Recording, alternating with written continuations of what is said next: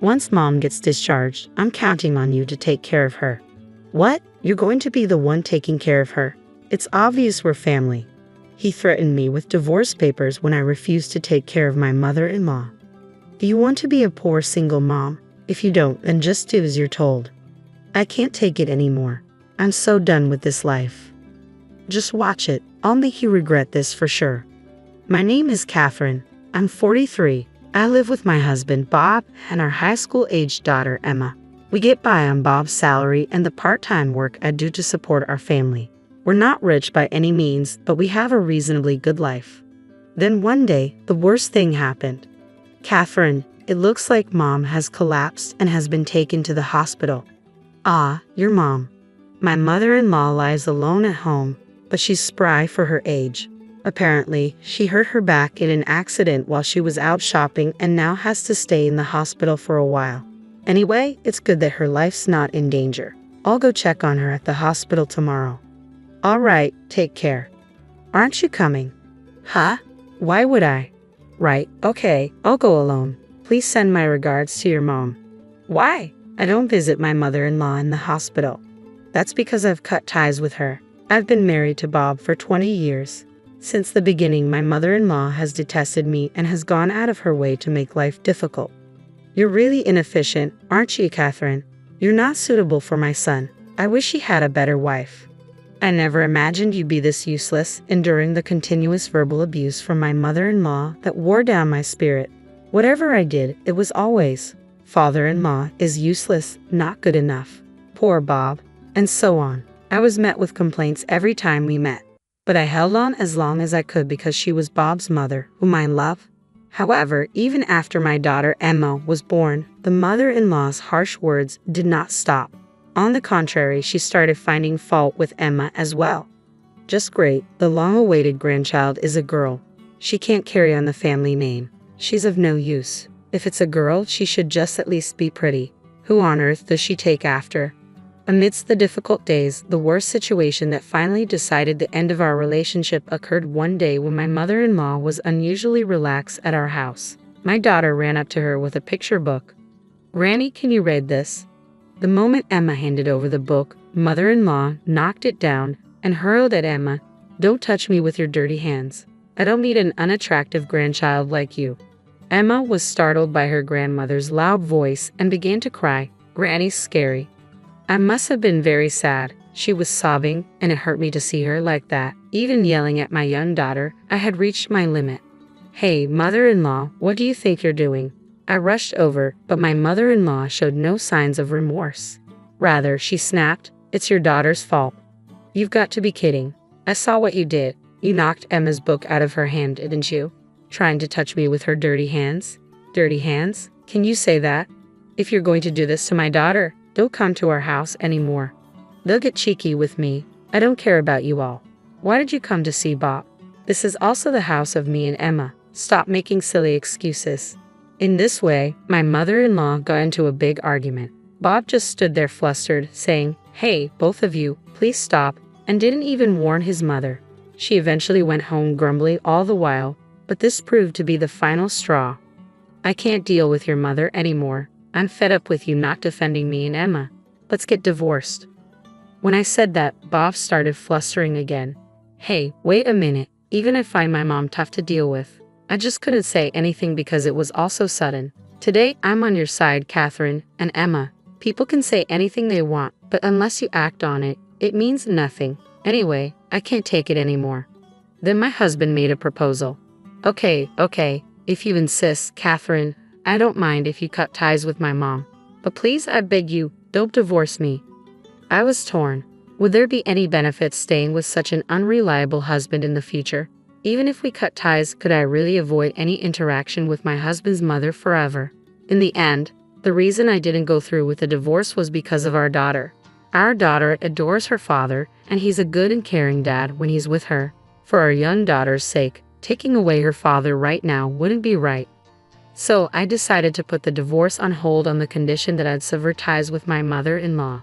But if anything else happens, I won't be lenient. I get it. I'll talk to my mom too. And with that, we reached an agreement, and I severed ties with my mother-in-law.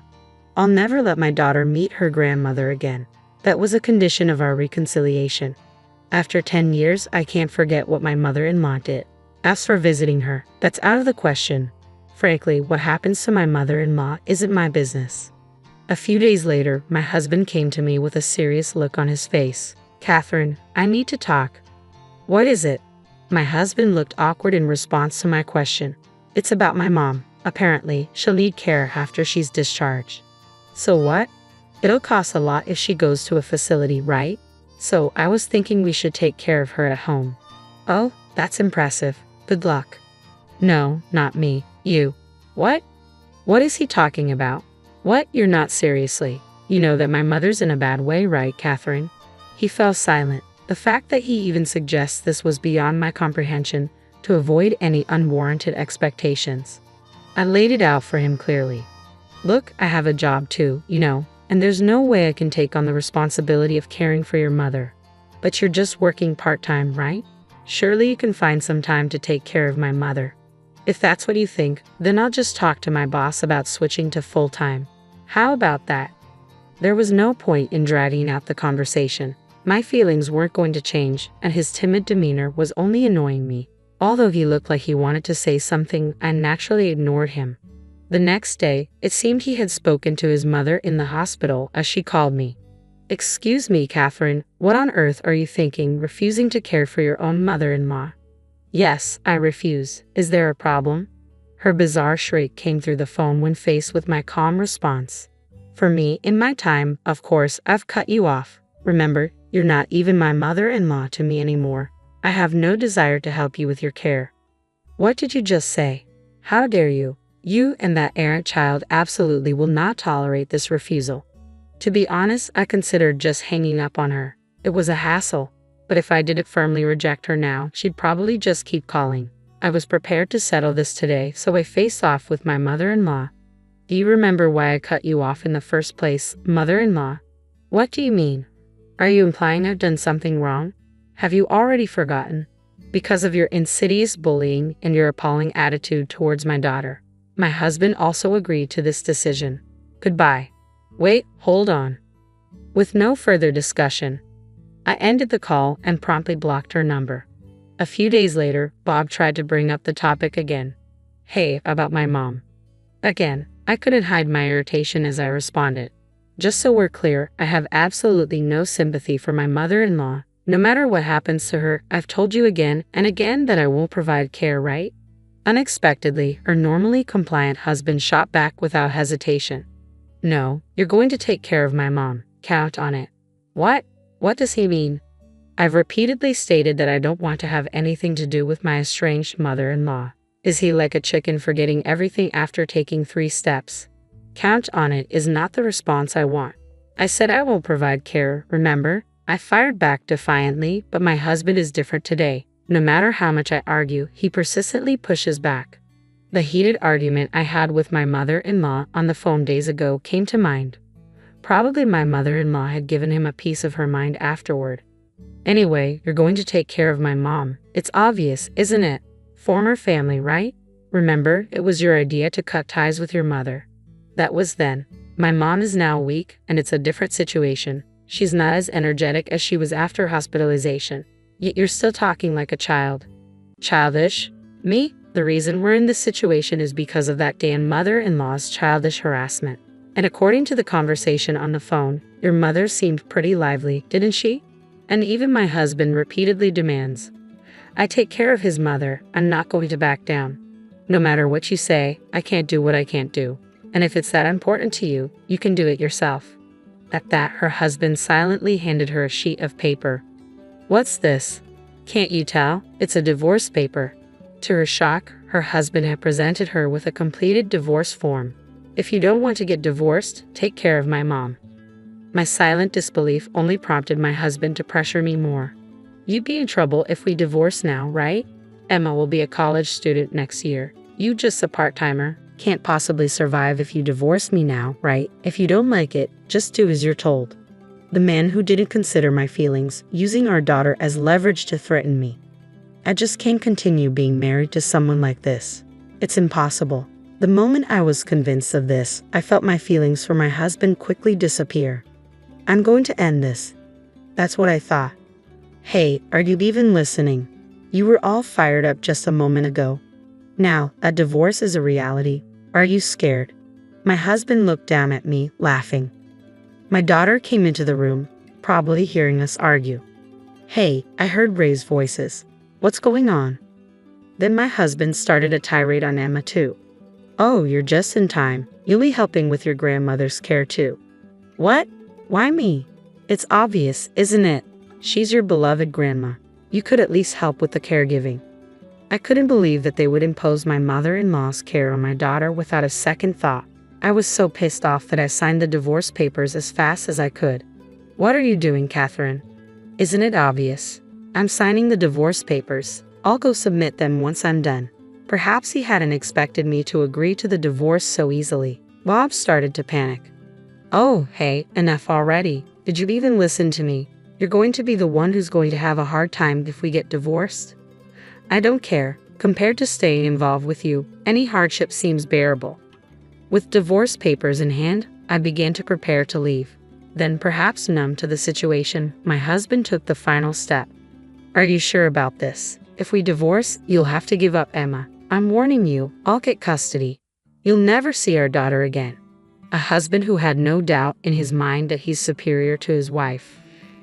Truly, how stupid can you be? Even if we get divorced, I will not give up my daughter. I will do whatever it takes to provide for my daughter at all costs. I will get custody of Emma. Shut up. Considering our financial situation, it's natural that I get hurt. You won't see our daughter again. Tough luck. At that moment, Emma, who had been quietly listening, chimed in. What are you talking about? I'm going with Mom. Ha! At Emma's words, Bob stood there dumbstruck. What are you saying? If you follow your mother, Catherine, you'll only face hardship. I don't care. It's better than being with you, Dad. I would never want to take care of Grandma. That's right. My daughter had not forgotten what my mother-in-law had done to her in the past. I really hate Grandma for bullying Mom. I'm also disgusted with you, Dad, for not helping my mom. I don't care about the money. I'm going to live with Mom. At my daughter's words, a surge of indescribable emotion welled up within me. I had hoped she would choose to come with me, but I never imagined that she thought it through so much. My husband, looking quite pathetic, started trying to persuade us to stay. Wait just a second. Wait, if you're gone, who's gonna take care of the house? Why don't you do it yourself, Dad? My daughter responded with a smirk. You can take care of Grandma and do all the housework all by yourself. That's impossible. I have a job, you know. So what? Mom has been working and doing house chores, and you want her to take care of Grandma on top of that, expecting others to do what you won't do yourself. That's ridiculous. My daughter gave my husband a thorough tongue lashing, leaving him completely stunned. Eventually, he resorted to his usual tactic of crying to win us over. Oh, why are you guys blaming me so much? I just asked for a little help with the caregiving. There was a time when we might have let it slide, but neither my daughter nor I have that kind of patience anymore. Looking at my crying husband, all we could do was shake our heads in disbelief. Let's go, Mom. Let's hurry up and pack our things. Right. My daughter and I each packed our belongings, took the divorce papers, and left the house. My husband kept crying, trying to stop us until the last moment, but of course, we ignored him completely. We submitted the divorce papers at the city hall, and our divorce was finalized. My daughter and I decided to live at my parents' house for a while. By the way, my family runs a flower shop. Right now, I am working part-time and helping out with the family's flower shop, trying to save money for my daughter's college tuition. My husband continued to contact me persistently even after that. Mom is throwing stuff at me. Help me. I can't handle it anymore on my own. Please come back. Since he was so annoying, I blocked his contact. Living with my ill-tempered mother-in-law every day must be quite a struggle, and it seems that my husband is having to care for her day and night without any sleep. Finally, my company has moved to shorter working hours, and my paycheck seems to be barely scraping by. If I had known it would come to this, I should have done whatever it took to put my mother-in-law into a facility. Well, it's too late to talk about what I should have done now. Besides, thanks to my husband making the fuss about caregiving, I'm able to spend these days with my daughter. I guess I should thank him for that bit. From now on, I want to live each day in cooperation with my cherished family. Growing up, I always knew I was the second choice. My name is Emma, and from my earliest memories, I watched my parents shower my older brother Michael with endless attention and opportunities while I stood in the shadows. The difference in how they treated us wasn't subtle, it was as clear as day. I remember sitting at our kitchen table, doing homework alone, while Mom and Dad drove Michael to his latest singing competition or club meeting. He was 3 years older than me, and somehow that made him more deserving of everything. Every time his teachers mentioned even the slightest talent, my parents jumped at the chance to nurture it, spending money we didn't really have on lessons and equipment. Michael has such a beautiful voice, Mom would gush to anyone who would listen. He's going to be something special one day. Meanwhile, I learned early on not to ask for much. When I showed interest in art classes, Mom just smiled apologetically. Maybe next semester, honey. Michael's voice lessons are taking up the budget right now. The disparity became even more apparent during Michael's senior year of high school. I was 15 at the time, sitting quietly at dinner when my parents made their big announcement. "We've been saving up," Dad said proudly, "and we're going to send Michael to Preston College. It's one of the most prestigious schools in the state." Michael's eyes lit up. "Really? That's amazing." "And that's not all," Mom added. "You can stay in our apartment near the campus. No rent, of course. We want you to focus on your studies." I pushed my peas around my plate, trying to hide my disappointment. Not that anyone was looking at me anyway. They were all focused on Michael's beaming face as he talked about his future plans. That night, lying in bed, I did the math. If they were spending this much on Michael's education and giving him a free apartment, there was no way they'd have anything left for my college fund. The realization hit me hard, but instead of crying, I started planning. The next day, I visited my grandparents' antique store. My grandfather listened as I explained my situation. "Well, Emma," he said, studying me carefully, "I could just give you the money for college." He paused, stroking his chin thoughtfully. "But I think it would be better if you earned it yourself. How would you like to work here after school?" So that's how it started.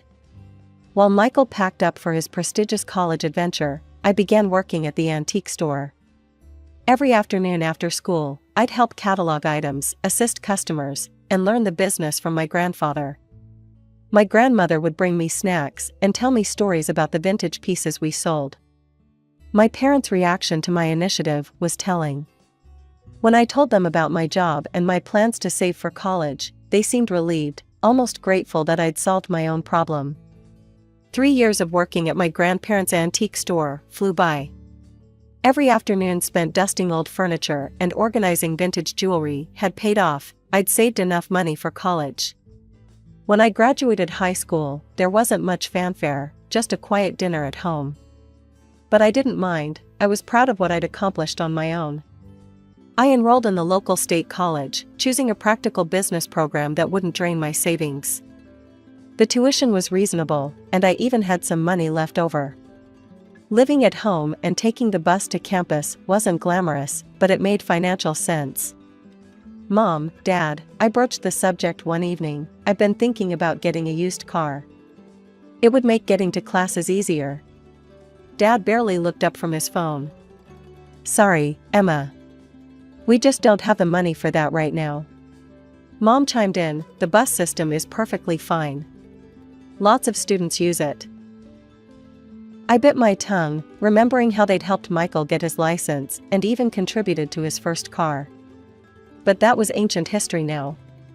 My first year of college passed quickly, and just as I was finishing my spring finals, our house erupted with excitement. Michael was graduating from Preston College. Mom and Dad threw him an elaborate celebration, inviting what felt like half the town. Our house was packed with relatives, friends, and neighbors, all there to celebrate my brother's achievement. I was arranging appetizers in the kitchen when Michael made his grand entrance with a pretty blonde woman on his arm. Sarah, his college girlfriend. They were beaming as they walked into the room, hand in hand. "Everyone," Michael announced, commanding immediate attention, "Sarah and I have some exciting news. We're engaged." The room exploded with cheers and congratulations. Mom burst into tears of joy, and Dad clapped Michael on the back so hard I thought he might fall over. But wait, there's more, Sarah added, her voice sweet as honey. After the wedding, we'll be moving to Connecticut. My parents own a successful business there, and they want us to take it over. Mom's tears turned into full-on sobbing. My baby boy, a successful businessman. That's my son, Dad proclaimed proudly. Always knew you were destined for great things. I stood in the corner, watching the scene unfold. Nobody seemed to notice that I'd just finished my freshman year with a 4.0 GPA, or that I'd been working part-time at a local cafe while maintaining my studies. But I was used to it by now. The wedding preparations consumed the next year. While I focused on my studies, now in my third year, Mom and Dad threw themselves into planning the perfect wedding for their perfect son. They took out a substantial loan to cover everything: the venue, the catering, the flowers, the band. Nothing was too good for Michael and Sarah. The wedding itself was exactly what you'd expect: extravagant, emotional, and all about Michael. I stood in my bridesmaid dress, which I had to pay for myself, watching my parents beam with pride as they danced with the happy couple. They'd spared no expense, even though I knew they'd be paying off the loan for years to come. After Michael and Sarah left for Connecticut, I stood in my cramped bedroom at my parents' house, staring at my textbooks. An idea struck me: the apartment where Michael had lived during college was now empty. It was perfectly located near campus, and it would give me some much-needed independence. I approached my parents that evening while they were watching TV. Mom, Dad, since Michael's apartment is empty now, would it be okay if I moved in there? They exchanged glances before Mom spoke. Well, honey, you can move in, but you'll need to pay rent. The words hit me like a slap in the face. Rent? But Michael lived there for free. Dad shifted uncomfortably in his recliner. That was different. We have the wedding loan to pay off now. We need the extra income. I couldn't believe what I was hearing. I'm your daughter too, I said, my voice trembling slightly. I've never asked you for anything. I worked for my college money. I take the bus everywhere. Mom held up her hand to stop me. She and Dad had one of their silent conversations, the kind they used to have when deciding whether to spend money on another of Michael's activities. Fine, Mom finally said. We'll charge you half the normal rent. I wanted to argue more, but I knew this was the best offer I'd get. Okay, I'll take it. That weekend, I moved into the apartment. It still had traces of Michael everywhere: holes in the walls from his college posters, water rings on the coffee table from his late-night study sessions. I took extra shifts at the cafe to cover the rent, often working until closing time. Between classes, studying, and work, I barely had time to sleep. My final year of college passed in a blur of textbooks, coffee shop aprons, and midnight study sessions. Before I knew it, graduation day arrived. While my classmates' families planned parties and celebrations, my parents opted for a quiet dinner at home. They only invited my grandparents, no extended family, no friends, no elaborate catering like Michael's graduation. We sat around the dining room table, eating the lasagna I'd made myself. Grandma reached across the table and squeezed my hand. Emma, dear, we're so proud of you, she said warmly. Graduating with highest honors while working part-time, that's quite an achievement. Before I could respond, Mom's phone buzzed. Her face lit up as she read the message. Oh, speaking of achievements, she interrupted, Michael just texted. The business is doing wonderfully. He says they're expanding into 2 new locations. I watched as my graduation dinner turned into a celebration of Michael's success in Connecticut. My grandparents exchanged knowing looks, and Grandpa squeezed my shoulder supportively. My hard work in college paid off sooner than I expected. Within 2 weeks of graduation, I landed a position at Anderson & Mitchell, one of the most prestigious firms in the city. The starting salary was better than I dared hope for, and I was thrilled to finally be starting my career. That excitement lasted exactly 3 days, until my parents found out about my salary. Emma, Mom said during one of her unexpected visits to the apartment, now that you're making good money, you should start paying the full rent amount. I stared at her, wondering if I'd heard correctly. But we agreed on half. That was when you were a student, she replied matter-of-factly. You can afford it now. I wanted to point out that Michael had lived here for free even after getting a job, but I'd learned that comparing myself to my brother was pointless. The apartment's location was perfect, just a 10-minute walk from my office, so I reluctantly agreed. Life fell into a routine. I threw myself into my work, determined to prove my worth at the company. Every month, like clockwork, Mom would call. Emma, dear, just reminding you about the rent. It's due on Friday. We're counting on that money. 3 years passed this way. I earned a significant promotion and raise, but I kept that information to myself. I'd learned my lesson. Any hint of financial success would just lead to more demands from my parents. Through their occasional updates, I heard that Michael and Sarah had a baby boy. I'd seen pictures on social media, but hadn't visited. Our communication had dwindled to perfunctory birthday messages and holiday greetings. I was fine with that. Then came the phone call that changed everything. Emma? Mom's voice was tight with tension. We need to talk about your brother. There's been some trouble. The business, well, it's gone bankrupt. He had a terrible fight with Sarah's parents. They're furious about how he managed things. They're not speaking anymore. I closed my eyes, already knowing where this was heading. He's coming back home, she continued. With Sarah and the baby. Oh, I said carefully. I assume he'll be staying with you and Dad? Actually, Mom paused. That apartment you're in is quite large. He'll be staying there. The phone nearly slipped from my hand. What? Mom, this is my home. I've been living here for years. Don't be dramatic, Emma. Your brother needs help. He doesn't have any money right now, so he'll stay there for free. You can keep paying the rent. That's absurd, I protested. If he's moving in, maybe I should just find my own place. Don't you dare, Mom's voice turned sharp. We need your rent money now more than ever.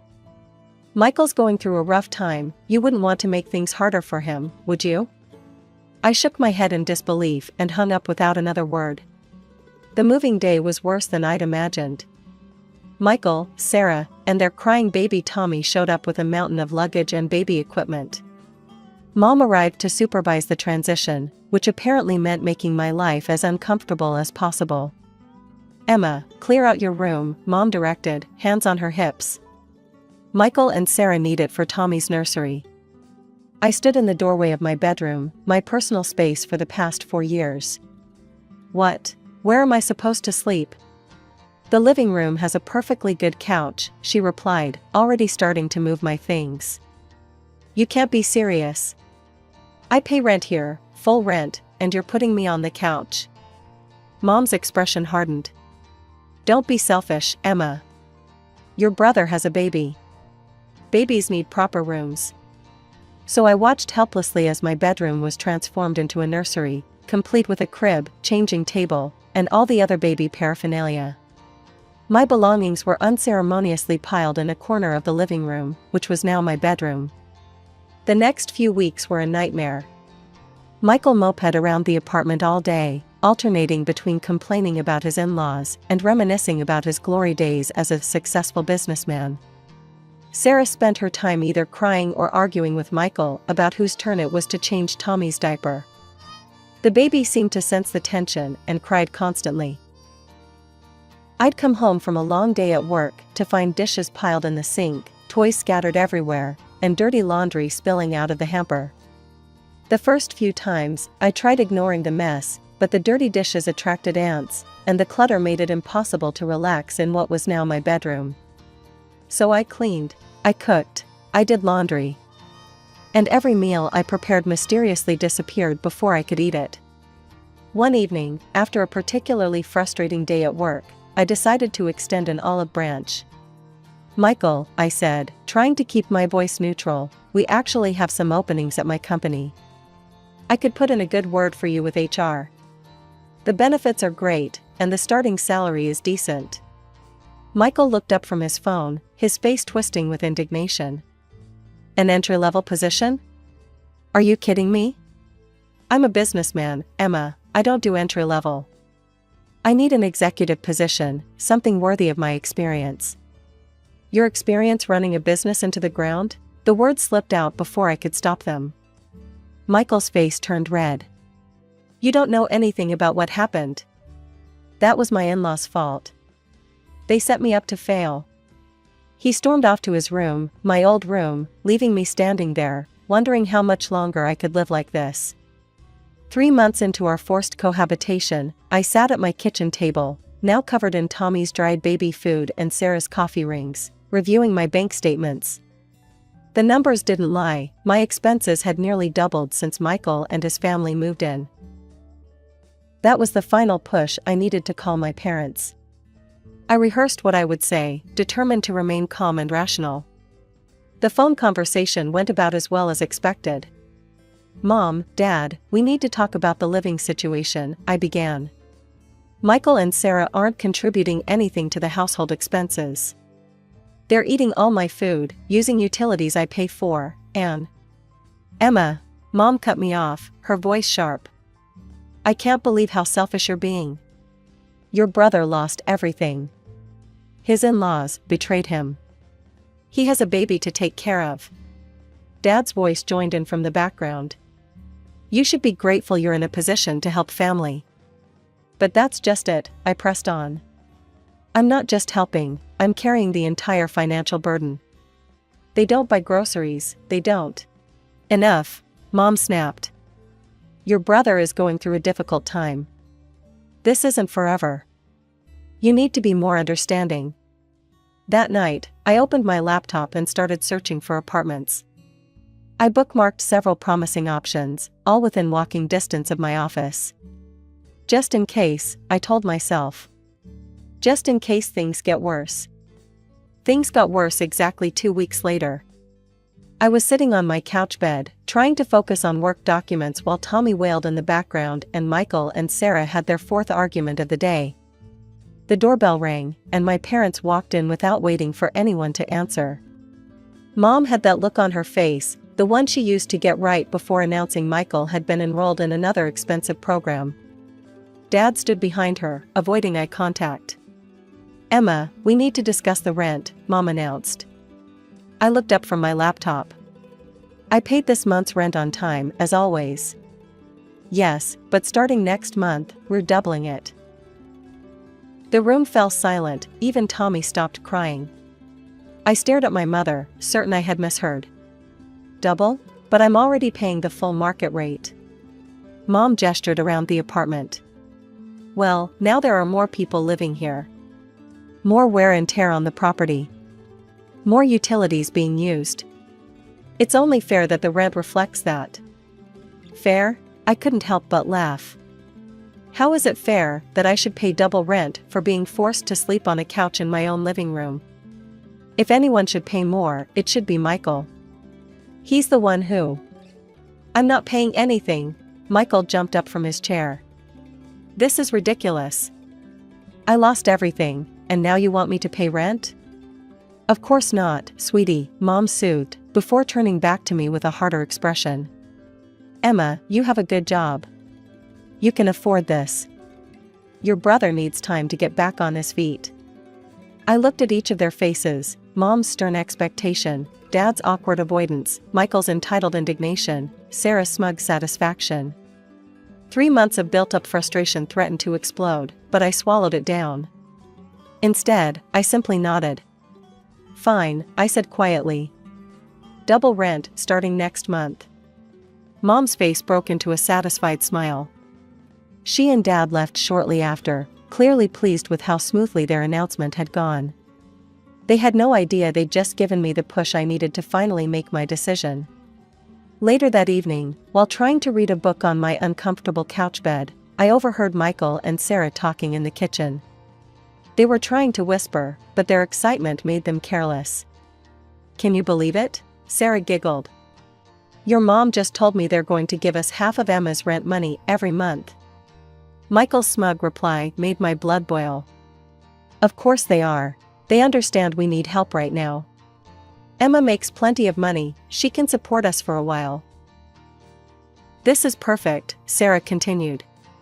We get to live here for free, and we'll even have spending money. Your sister doesn't need to know. I lay there, gripping my book so hard my knuckles turned white. All this time, I'd thought my parents were just being unfair, but this was a calculated scheme.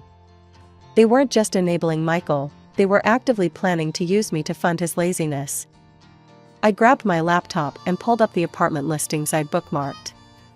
One caught my eye, a modern one-bedroom in a quiet building, actually closer to my office than the current apartment. The rent was exactly what I'd been paying before the proposed increase. I called the number immediately, trying to keep my voice down. Hi, I'm interested in the apartment on Cedar Street. Yes, I could come see it right now if that's possible. Perfect, I'll be there in 15 minutes. The apartment was everything I hoped for, clean, quiet, and Michael-free. I signed the lease on the spot and paid the security deposit with my emergency savings. Back at the apartment, I waited until everyone was asleep before quietly packing my essential belongings into 2 large suitcases. I left my furniture, it wasn't worth the hassle, and I could buy new pieces that didn't have memories of this mess attached to them. The next morning, I wheeled my suitcases to the door while Michael sat at the kitchen table, scrolling through job listings he had no intention of applying to. Going somewhere? He asked, barely looking up. Month-long business trip, I lied smoothly. Big project in our Cincinnati office. He just grunted, already uninterested. I moved into my new apartment that evening, ordering takeout and sitting on the floor of my empty living room. The silence was beautiful. No crying baby, no arguing couple, no guilt-tripping parents. Just peace. For the next month, I lived quietly in my new home. I bought a comfortable bed, a cozy couch that wasn't a bed, and kitchen supplies that only I would use. I cooked meals that stayed in my refrigerator until I ate them. I slept through the night without being awakened by Tommy's crying. Then, right on schedule, my phone rang with my mother's number. Emma, she snapped without preamble, why haven't you sent the full rent payment? We agreed on double, remember? I couldn't help but laugh. Actually, Mom, I know all about your little arrangement with Michael and Sarah. Were you planning to tell me that half my rent money was going straight into their pockets? That's none of your business. Your brother needs. No, Mom, I interrupted, still chuckling. What my brother needs is to grow up and take responsibility for once in his life. I've moved out, found my own place. The apartment is all yours and Michael's now. You what? She screeched. You can't do this. We need that rent money. Well, I'm sure Michael will step up and start paying rent now that he's had time to get back on his feet. I can't wait to see how that works out for you. There was a moment of silence on the phone after my declaration. I could almost hear the gears turning in my mother's head as reality finally sank in. Their reliable source of income was gone, and all they had left was their unemployed son who had never paid a bill in his life. Emma, sweetie, Mom's voice suddenly turned sugary sweet, a tone I recognized from childhood when she wanted something. Let's not be hasty. We can work something out. What if we go back to the original rent amount? That was fair, wasn't it? I settled deeper into my new couch, the one I'd picked out myself, in my own apartment, where no one could kick me out of my bedroom. No, Mom, that's not going to happen. But Emma, we're family. You can't just. Family? I interrupted. Is that what you call it when you scheme behind my back to funnel my money to Michael? When you kick me out of my own bedroom while I'm paying all the bills? When you've spent my entire life treating me like an ATM while treating Michael like royalty? That's not fair. We've always. Goodbye, Mom. I hung up the phone and blocked their numbers. That was 6 months ago. My grandparents keep me updated on the situation, though I never ask, they just know I need to hear it, need to know I made the right choice. According to them, Michael, Sarah, and Tommy are still living in the apartment. They haven't paid a single month's rent. Mom and Dad are covering all the utilities, plus giving them spending money because the baby needs things. My brother still hasn't found a job. Apparently, there just aren't enough executive positions available for failed businessmen with a track record of bankruptcy. My new life is peaceful. I got another promotion at work, bought myself a car, and started taking evening classes for my MBA. My apartment is always clean, my food stays in my fridge until I want to eat it, and I sleep in my own bed every night. The other day, I ran into Sarah's cousin at the grocery store. She told me they're expecting another baby. I just smiled and wished them well, knowing that somewhere across town, my parents are probably already figuring out how to pay for another nursery. But that's not my problem anymore. For the first time in my life, I'm putting myself first. And it feels absolutely right. I'm Audrey, and I came into this world mere minutes after my twin sister Ashley. Those few minutes might as well have been years, given how differently our lives would unfold. Our parents, Linda and Robert Matthews, lived in a suburban house in Connecticut. Mom worked as a real estate agent, always dressed to impress, with her perfectly manicured nails and designer suits. Dad ran his own small accounting firm, spending most of his days buried in spreadsheets and tax forms.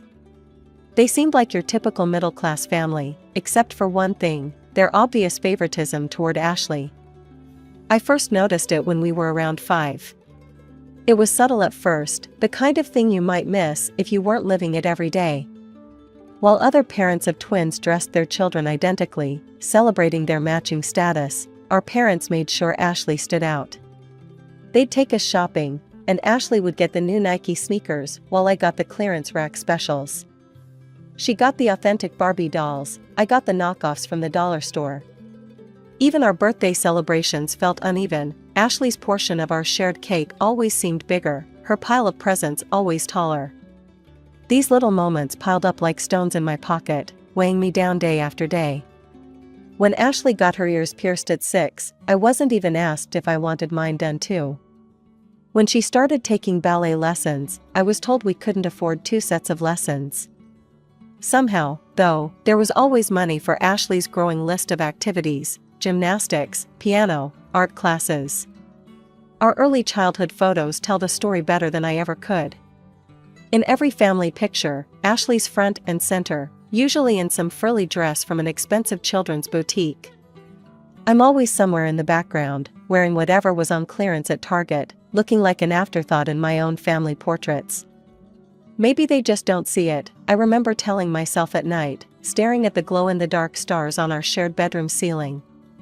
Ashley had twice as many stars on her side of the room. Even the universe above our beds played favorites. The worst part wasn't the material differences. Kids can survive without designer clothes and fancy toys.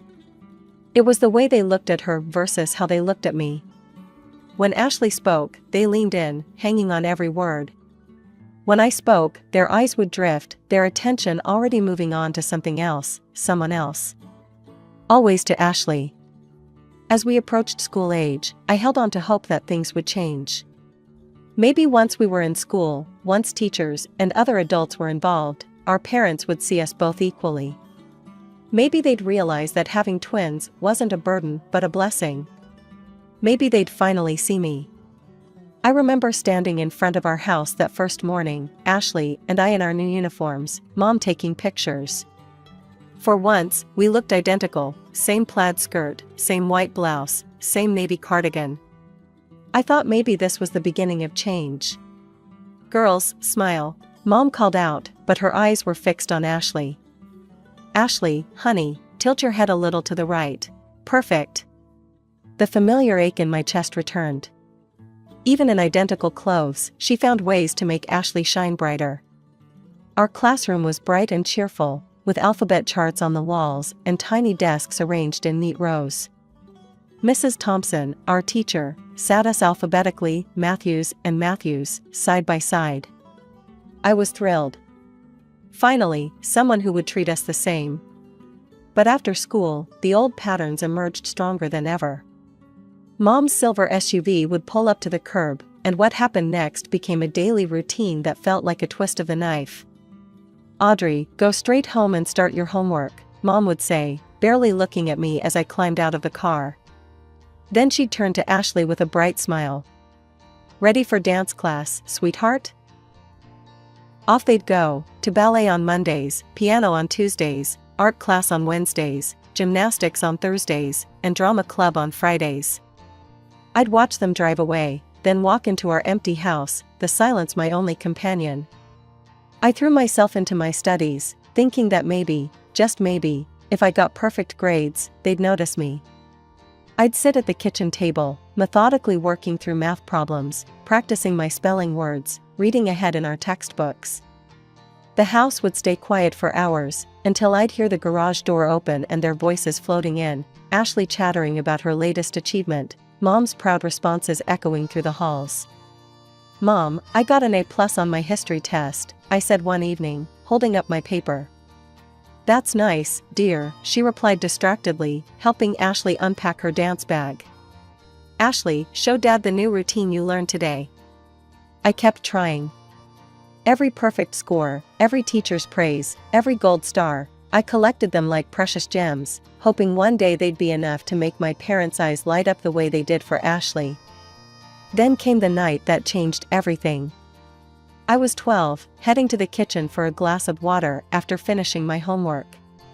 Their voices drifted up from the den, where they often sat after Ashley went to bed. I normally ignored their late-night conversations, but something made me stop this time. "Sometimes I wonder if we made a mistake," Dad was saying, his voice heavy with something I couldn't identify. "What do you mean?" Mom asked. "Having twins. Ashley would have been enough. She's everything we could want in a daughter. But two of them." "I know what you mean," Mom sighed. "Ashley's special. She's meant for great things. But Audrey, she's just there. We would have been fine with just Ashley." The glass slipped from my hand, but I caught it before it could shatter. I wished I could catch my heart just as easily. In that moment, everything crystallized. The years of trying to earn their love, of hoping things would change, it all seemed so foolish now. They didn't want me. They never had. I was the unwanted twin, the extra daughter, the one they wished they didn't have. After that night, something shifted inside me. I stopped seeking approval and instead focused entirely on my studies. Turns out, freedom from constantly trying to please my parents cleared my mind in ways I never expected. My grades, already good, became exceptional. "Excellent analysis, Audrey," Mr. Peterson said one day in English class, holding up my essay on The Great Gatsby. "Class, this is exactly the kind of deep thinking I'm looking for." I could feel Ashley tensing up beside me, her pencil tapping against her desk in that aggressive way it did when she was angry. I kept my eyes forward, but I could see her face turning red from the corner of my eye. Similar scenes played out in other classes. Math, science, history, it didn't matter. The more the teachers praised my work, the more Ashley seethed. It came to a head in chemistry when Mrs. Rodriguez asked me to tutor other students. That evening, I heard Ashley's voice from downstairs, "Mom, the teachers are being mean to me. They always praise Audrey and make me look bad. They're doing it on purpose." The next day, Mom stormed into school, designer handbag swinging, heels clicking against the linoleum floors. I watched from the hallway as she marched into Principal Williams' office, where they'd called in Mrs. Chen, our class teacher. "I want to know why your teachers are discriminating against my daughter," Mom demanded. Mrs. Chen, bless her, stayed calm and professional. "Mrs. Matthews, let me show you something." She pulled out our progress logs, laying them side by side. "Here are both girls' records. Audrey consistently scores in the top percentile in all subjects. Ashley's grades are." "Are you suggesting my Ashley isn't smart?" Mom interrupted. "Not at all. I'm merely pointing out that Audrey's academic achievements are. This is exactly what I'm talking about. You're all biased against Ashley." no amount of evidence could convince her. When she came home that day, I overheard her telling Dad that the teachers were obviously prejudiced against their precious Ashley. By 16, I was tired of asking for pocket money and watching Ashley get hundreds of dollars just for existing. I applied for a job at the Coffee Bean, a cute cafe just a few blocks from our house. It wasn't glamorous work, but I loved the independence it gave me. Plus, my coworkers actually appreciated my presence, a novel experience in my life. Ashley, of course, couldn't let me have even this small victory. "Oh my God, you're actually going to be a waitress," she sneered one morning, watching me put on my uniform. "That's so common." "Mom, can you believe Audrey's going to serve people food?" Mom just made a disapproving noise, sliding another $100 bill across the table to Ashley for her shopping needs. That's when I remembered something I'd overheard years ago, a heated phone conversation where Mom had yelled, "I don't want anything to do with you anymore. You're embarrassing with your tiny house and your budget clothes. I've moved up in the world." She'd been talking to her parents, my grandparents. The ones I'd never met because they weren't good enough for her new lifestyle. That evening, while Mom and Ashley were at another shopping spree, I snuck into Mom's home office. In her address book, under D4, Do Not Contact, I found an address in the older part of town. The next day, instead of heading to my afternoon shift at the cafe, I took a bus to a small blue house with a well-tended garden. My heart was pounding as I walked up the path. I had no idea what to expect, but I knew I had to try. I raised my hand to knock on the door. The door opened, revealing an elderly couple. The woman had gray hair tied back in a neat bun, and the man wore wire-rimmed glasses. They looked at me with confusion until I spoke. "Hi, I'm Audrey Matthews. I think you're my grandparents." Their jaws dropped simultaneously. The woman, my grandmother, put her hand to her mouth. "Oh my God, Frank, it's really her." They invited me in, and suddenly I was sitting in their cozy living room, drinking tea from delicate cups while they couldn't stop staring at me. "You look just like your mother did at your age," Grandma said softly. Before she changed. That first visit turned into many more. I'd tell my parents I was working extra shifts at the cafe, but instead, I'd spend hours with my grandparents, bringing them pastries and cookies from work. They were wonderful listeners, genuinely interested in my life, my studies, my dreams. For the first time, I felt seen. Then came graduation day. The ceremony was typically Matthew's family style, all focus on Ashley. When they called my name as valedictorian, my parents barely clapped, but when Ashley walked across the stage, they hooped and hollered like she'd just won an Olympic medal. I should have been prepared for what came the next day, but somehow, they still managed to shock me. "Girls, we have exciting news," Mom announced at breakfast, practically bouncing in her seat. "We're celebrating graduation in Hawaii." My heart lifted for a moment. Despite everything, I thought maybe, just maybe, this one time. "Honey," Mom turned to me, her voice dripping with fake sympathy, "we only got 3 tickets, for us and Ashley. You understand, right? Someone needs to watch the house, and you have your job at the cafe." Ashley didn't even try to hide her smirk as she stirred her orange juice. "Don't worry, sis. I'll send you lots of pictures of me living my best life on the beach." The next morning, I watched from our front door as they loaded their expensive luggage into the taxi. Ashley turned back, waving with exaggerated enthusiasm. "I'll make sure to send you beautiful photos from Hawaii. You can look at them between serving tables." As soon as the taxi disappeared around the corner, I pulled out my phone with shaking hands and called my grandparents. The tears I'd been holding back finally spilled over when I heard Grandma's voice. They went to Hawaii without me," I managed to get out between sobs. "They just left me here like I'm nothing." "Oh, sweetheart," Grandma's voice was soft but firm. "Come over right now.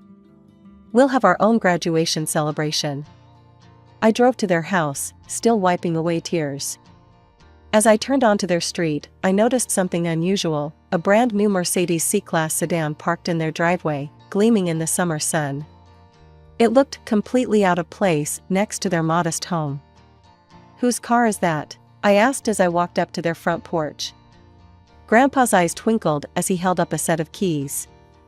"Yours. Happy graduation, Audrey."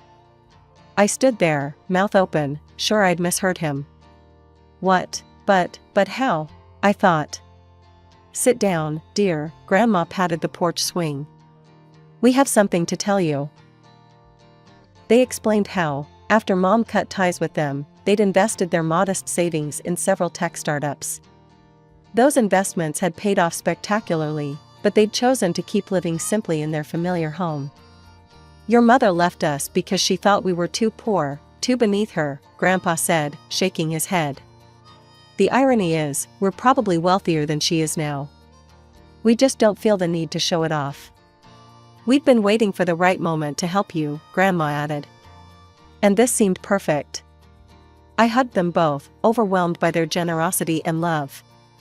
They ushered me inside, where they'd prepared a beautiful graduation lunch. The table was set with their best china, and a "Congratulations Graduate" banner hung across the dining room. Over homemade lasagna and garlic bread, they asked about my college plans.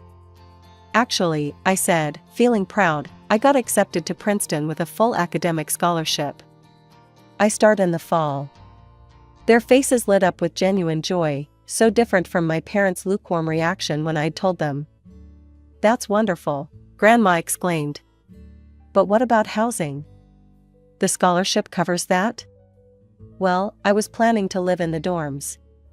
"Nonsense," Grandpa cut in. "We'll get you a nice apartment near campus. Something safe and comfortable where you can focus on your studies." Just then, my phone buzzed. It was Ashley, sending a photo of herself lounging on a Hawaiian beach, captioned, "Wish you were here, not." I looked at the message, then at my grandparents' loving faces, then at the keys to my new car sitting next to my plate. For the first time in my life, I didn't feel like the lesser twin. 2 weeks crawled by. I spent my days working at the cafe, visiting my grandparents, and preparing for college. Each evening, my phone would buzz with another notification, Ashley posing on different beaches, dining at expensive restaurants, or lounging by infinity pools. Each photo was accompanied by increasingly obnoxious captions, "Living my best life while someone serves coffee. This is what success looks like. Some people vacation in Hawaii, others just dream about it." Then came the day of their return. I was in the living room, pretending to read a book while watching through the window. The taxi pulled up, and I couldn't help but smile as I saw their reactions unfold in slow motion. Mom noticed it first. She stopped so abruptly that Ashley walked right into her, dropping her designer beach bag onto the concrete driveway. Dad, struggling with their expensive matching luggage set, nearly tripped over them both. "What is that?" Mom's voice carried through the front window, high-pitched and sharp. She was pointing at the Mercedes as if it might bite her, her perfectly manicured finger trembling slightly. Is that a new C-Class?" Dad stammered, his jaw hanging open. "The latest model?" I took my time walking to the front door, enjoying every second of their confusion. Their tan seemed to pale with each step I took. When I stepped onto the porch, they all turned to stare at me like they were seeing a ghost. "Whose car is that?" Dad demanded, his face red from both the Hawaiian sun and shock. I twirled the keys around my finger, the way Ashley always did with her designer purse straps when she was showing off. "Mine." Ashley let out a bark of laughter, but I could hear the uncertainty in it. "Yeah, right. Like you could afford that on your waitress salary. What did you do, steal it? Rob the cafe? Or are you just parking it for some rich customer?"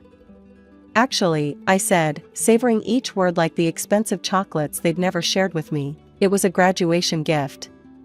From Grandma and Grandpa." The color drained from Mom's tanned face so fast I thought she might faint.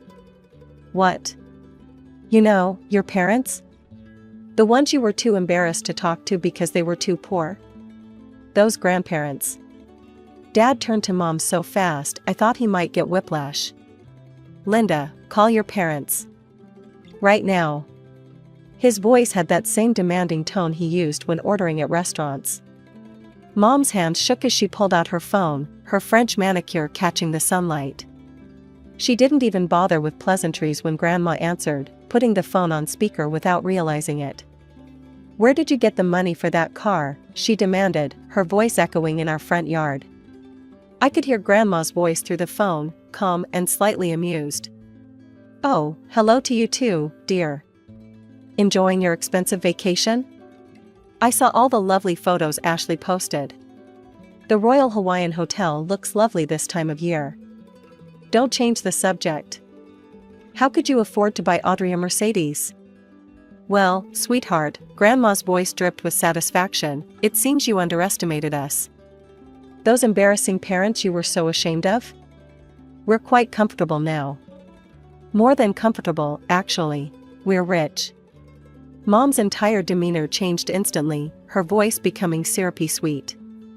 "Mom, I've been thinking, maybe it's time we put the past behind us. Family is so important, after all." "Is it?" Grandma's voice was cool. "Of course. And speaking of family," Mom's eyes darted to Ashley, who was already preening. "You have another granddaughter who would love to get to know you. She could really use a nice car too, maybe even something a little more special." Grandpa's laugh crackled through the speaker. "You mean the granddaughter you just took to Hawaii while leaving Audrey alone? That granddaughter?" Mom's face flushed. "That's not. I mean, look, as grandparents, you should treat the girls equally. They're the same age, after all. It's only fair they get the same gifts." "Equally?" Grandma's voice turned sharp. "That's rich coming from you, Linda. Parents should love their children equally too. But that hasn't been the case in your household, has it?" The line went dead. Mom stared at her phone for a moment before turning to me, her expression hardening. "Audrey, you need to give that car to your sister." "Excuse me?" I couldn't believe what I was hearing. "Ashley needs a good car for college," Dad jumped in. "She got accepted to State University. She needs reliable transportation. You're just working at that cafe, you don't need anything this fancy." Ashley was already walking toward the Mercedes, hand outstretched. "Give me the keys, sis. You know, I'll look better driving it anyway." I laughed. I couldn't help it. The sheer audacity of it all was just too much. "This is my car," I said firmly. "And I'm not giving it to anyone." Dad stepped forward, his face red with anger. "If you don't give that car to your sister right now, you can get out of this house." "Funny you should say that," I said, walking to the Mercedes. I popped the trunk, revealing my packed suitcases and boxes. I'd been ready to leave for days. Their mouths hung open as I pulled an envelope from my purse and held it up. "Oh, and by the way, I won't be serving coffee much longer. I got accepted to Princeton on a full scholarship." Ashley's shriek could probably be heard 3 blocks away. Mom stumbled backward like I'd slapped her. Dad just stood there, opening and closing his mouth like a fish out of water. I got into my car, the leather seats still new enough to creak slightly. Through the windshield, I could see their shocked faces, their perfect family fantasy crumbling before their eyes. Those last few weeks of summer at my grandparents' house were the happiest I'd ever experienced. Every morning, I'd wake up to the smell of Grandma's coffee and the sound of Grandpa humming as he read the newspaper. No walking on eggshells, no competing for attention, no feeling like an unwanted shadow. Just peace. Moving to Princeton was bittersweet. I hugged my grandparents goodbye, promising to call every day, and set off in my Mercedes with everything I owned. The drive to New Jersey felt like crossing a boundary between my old life and my new one. My grandparents had found me a beautiful little apartment just 10 minutes from campus. Nothing flashy, but worlds better than any dorm room, hardwood floors, big windows, and even a small balcony where I could study. They'd insisted on paying the rent, despite my protests. I still wanted some independence, though, so I got a part-time job at a local coffee shop. The irony wasn't lost on me, still serving coffee, but this time by choice, not necessity. My coworkers were mostly other students, and for the first time in my life, I found myself making real friends. One Sunday afternoon, about a month into the semester, Grandma called with some interesting news. "Your parents showed up at our door yesterday," she said. My heart skipped a beat. What did they want? Oh, the usual. Linda was all smiles and fake apologies, asking about our financial situation and hinting about Ashley's upcoming birthday. Your father kept looking around the house, probably trying to guess our net worth. What did you tell them? Grandpa's voice joined in on the line. We told them that we'd already decided what to do with our money. It's all going to you. I could picture their faces. How did they take that? Let's just say Linda's smile didn't look so genuine after that. Grandma chuckled. We asked them not to come back. That evening, I blocked their numbers and all their social media accounts. Ashley's too. I knew what would come next: sudden declarations of love and regret, offers to start fresh as a family. But I didn't need their kind of family anymore. Now, sitting in my constitutional law class, taking notes and actually enjoying the complexity of the material, I sometimes think about that little girl who used to pray for her parents' love. I wish I could tell her that she'd find something better, not just love, but respect, support, and the freedom to be herself. My phone buzzes quietly in my pocket, probably my study group confirming our meeting at the library later. Or maybe it's Jake, that cute guy from my psychology class who keeps asking to get coffee, not at my cafe, thankfully. It's such a normal life. No drama, no constant comparisons, no feeling like I'm not enough. Just me, my studies, my friends, and my future stretching out ahead of me, full of possibilities. My name is Carol, and I'm 22 years old. I just graduated from college, and I've got a story to tell you about my house. Well, technically, my mother's house. Or it was, until she passed away from intestinal cancer 4 years ago and left it to me. Mom was always the planning type. Even before the cancer diagnosis, she made sure everything was in order. The house was hers free and clear. She'd bought it before she even met my dad, and thank God for that foresight. She made sure I knew about the will, too. This way you'll always have a home, she told me, her voice steady, despite everything she was going through. Things weren't always this complicated. My parents' marriage lasted 10 years before Dad decided to leave us for another woman. I was 9 when he packed his bags. No drama, no fighting over custody or property, he just left. The only thing he agreed to was paying for my college education. He set up a special account and transferred the entire sum for my future studies right away. I guess that was his version of child support. Dad started a new family pretty quickly. His wife Linda had their daughter shortly after. She's 10 years younger than me. I'd visit sometimes, staying at their rented house, but it never felt right. Linda would be busy with my half-sister, cooing over her latest accomplishment or fixing her hair. Dad was always working, claiming he needed to provide for his family. Funny how I wasn't really included in that category anymore. "Carol, would you like to join us for dinner?" Linda would ask, but her tone always suggested she hoped I'd decline. We kept things cordial though, exchanging birthday cards, holiday greetings, the occasional forced family dinner. It was all very proper and polite, in that uncomfortable way that makes your skin crawl. Mom made good money as a senior accountant, so when the cancer hit, she could focus entirely on treatment. I was 14 when we got the diagnosis. She quit her job immediately to focus on fighting the disease. For 4 years, we lived between hospital visits and treatment sessions. Mom never complained, not once. She just kept fighting, kept planning, kept making sure I would be okay. But cancer doesn't care about plans. I was 18 when she died, just weeks before I was supposed to leave for college in another state. The grief hit me hard, I could barely function. That's when Dad surprised me by actually stepping up. He, Linda, and my half-sister moved in temporarily to help me cope with the loss. I was too numb to question it at the time, too grateful for any support I could get. "We'll help you through this," Dad said, putting his arm around my shoulders.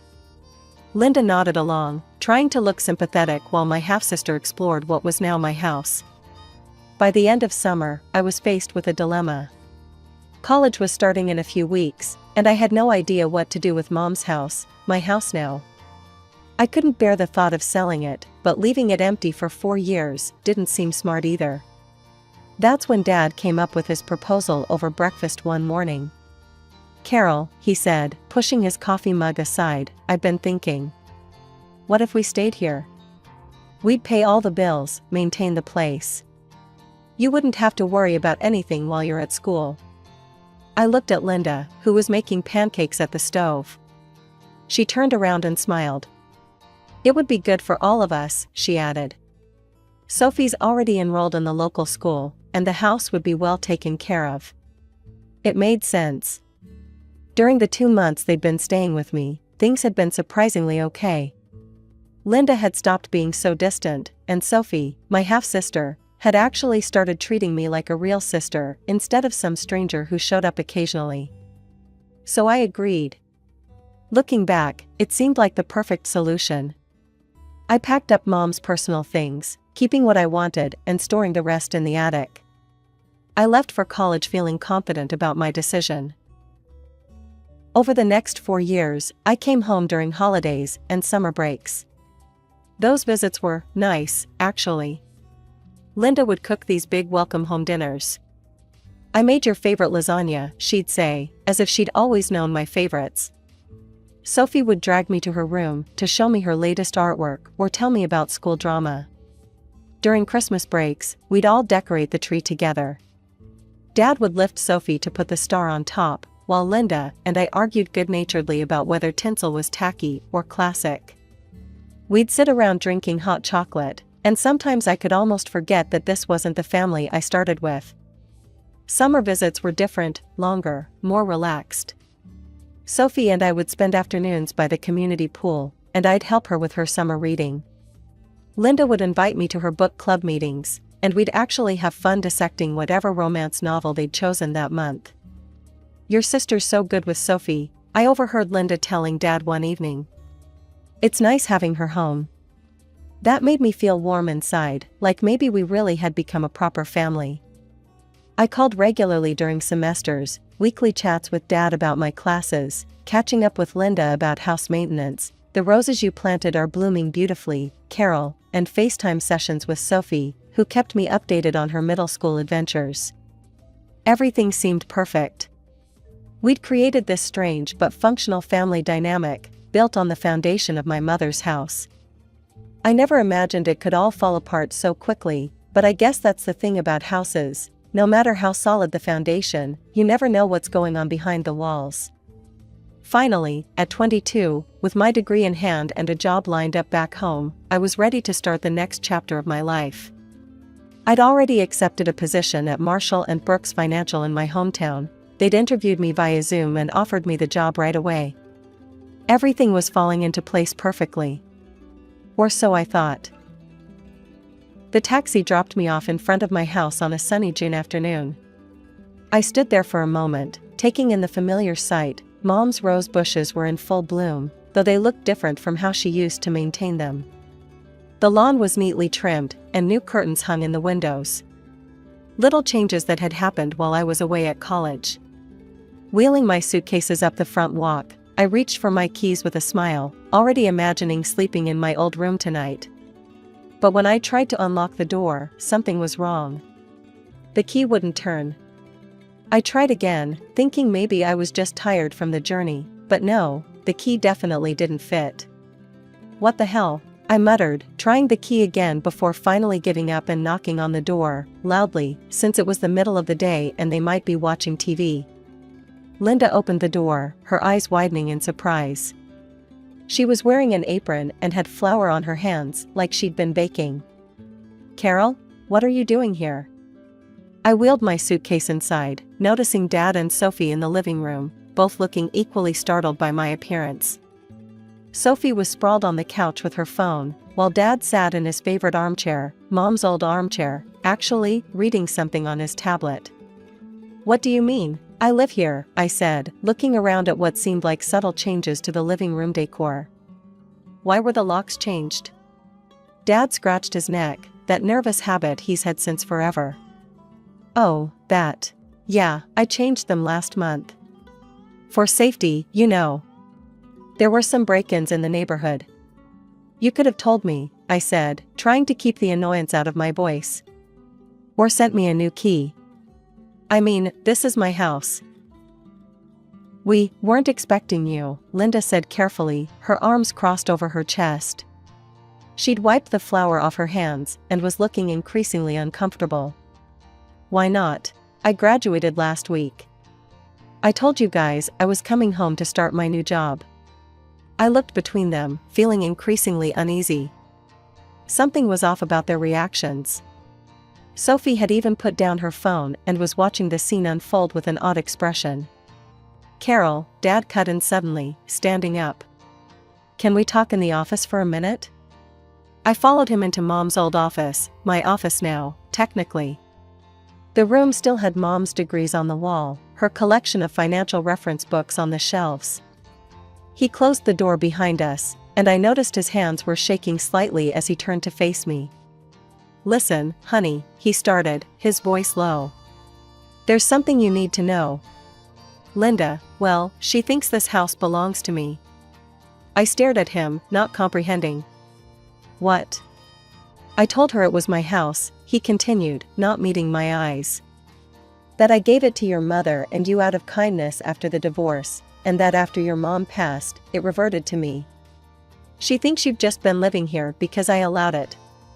I must have stood there gaping at Dad for a full minute before finding my voice again. My first instinct was to storm out of the office and tell Linda everything.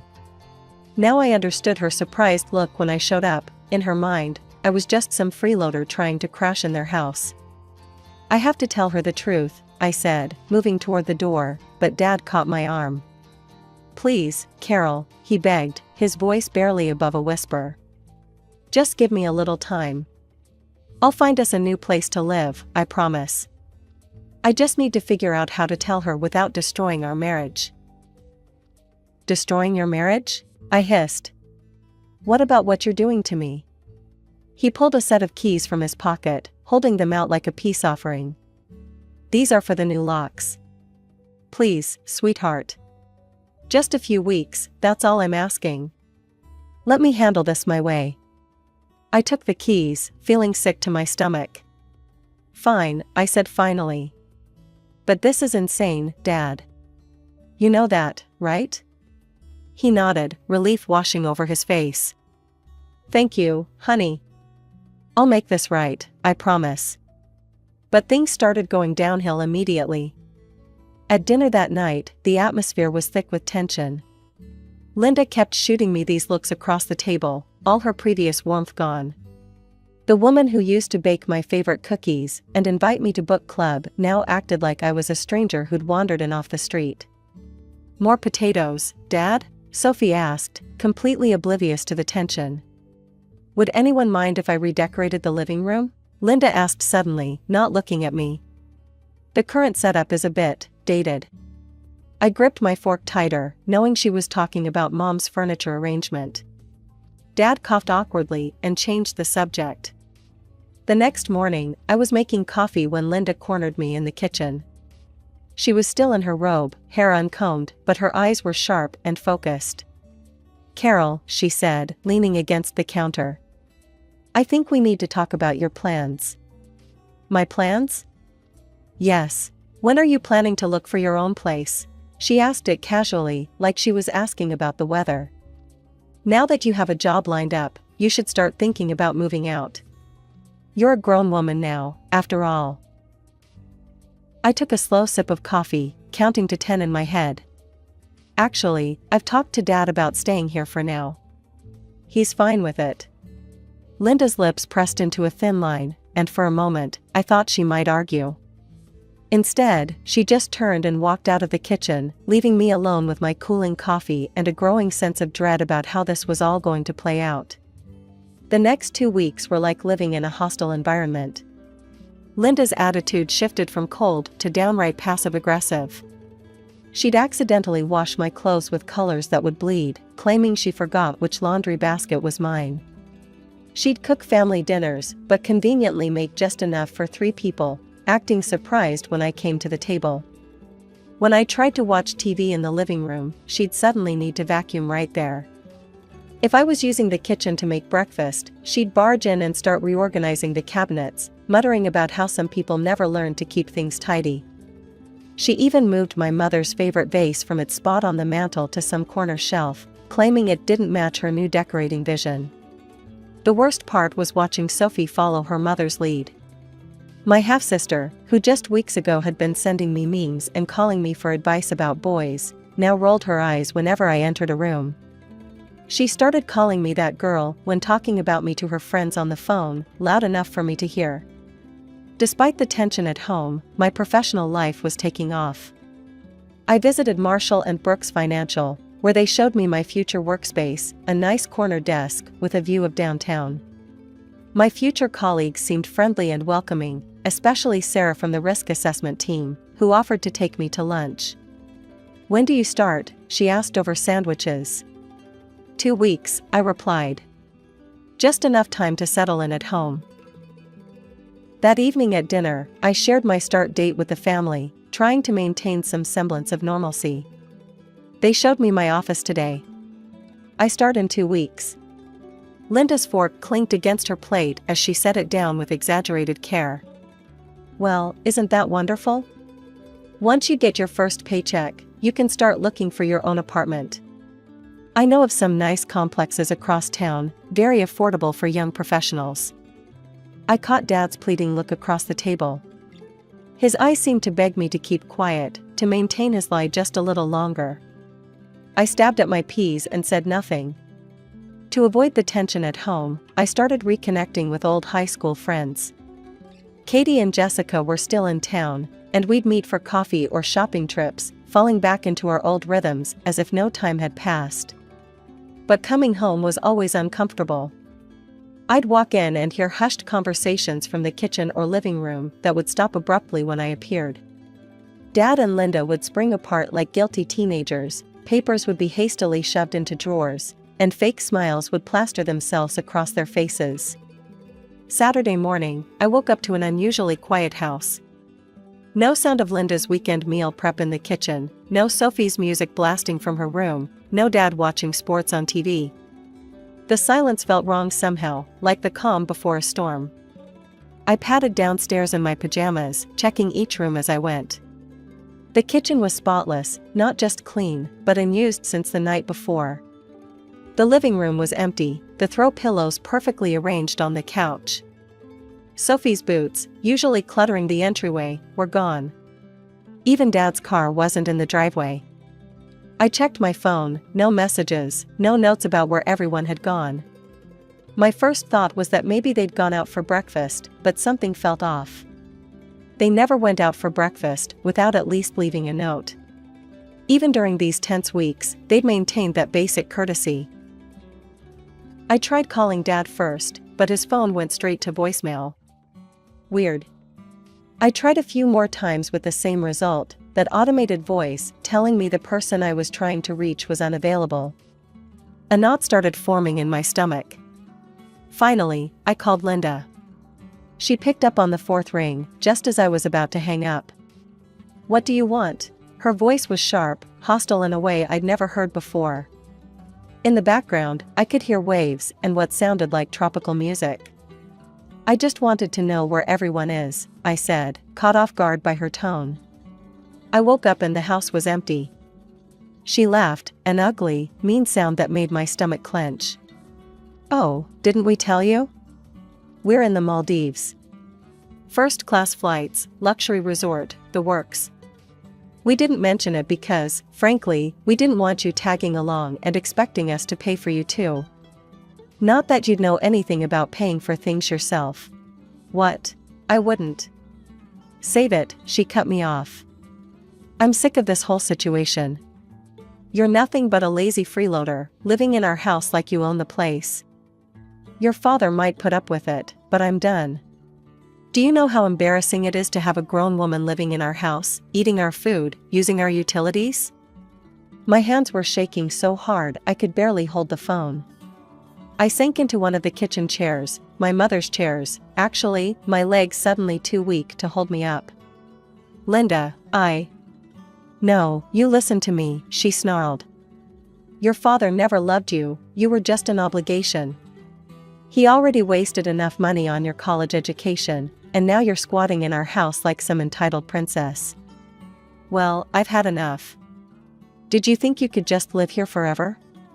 Mooching off us while we work hard to maintain this home? I could hear Sophie giggling in the background, and Dad's muffled voice saying something I couldn't make out. The betrayal felt like a physical blow. When we get back, she continued, her voice dripping with venom, I want you gone. Do you understand me? Pack your things and get out of our house. If you're still there when we return, I'll throw you out myself. And trust me, I won't be gentle about it. I don't care where you go, live on the street for all I care. You're not our problem anymore. And don't bother trying to call your father. He agrees with me, he's just too weak to tell you himself. We've already blocked your number. Have a nice life, Carol, or don't. I really couldn't care less. The line went dead. I sat in that kitchen for what felt like hours, fury slowly replacing shock. They were living in my house, the house my mother had worked for, had left to me, and they had the nerve to call me a freeloader? To try to throw me out? Well, I'd had enough of playing along with Dad's lies. I blocked their numbers on my phone, my hands still shaking, but now with anger rather than hurt. Then I started methodically going through the house, gathering their belongings. Linda's expensive clothes, Sophie's school stuff, Dad's golf clubs, everything went into boxes and suitcases. I worked through the entire Saturday, fueled by rage and bitter disappointment. By Sunday morning, I had their life packed up and stacked in the garage.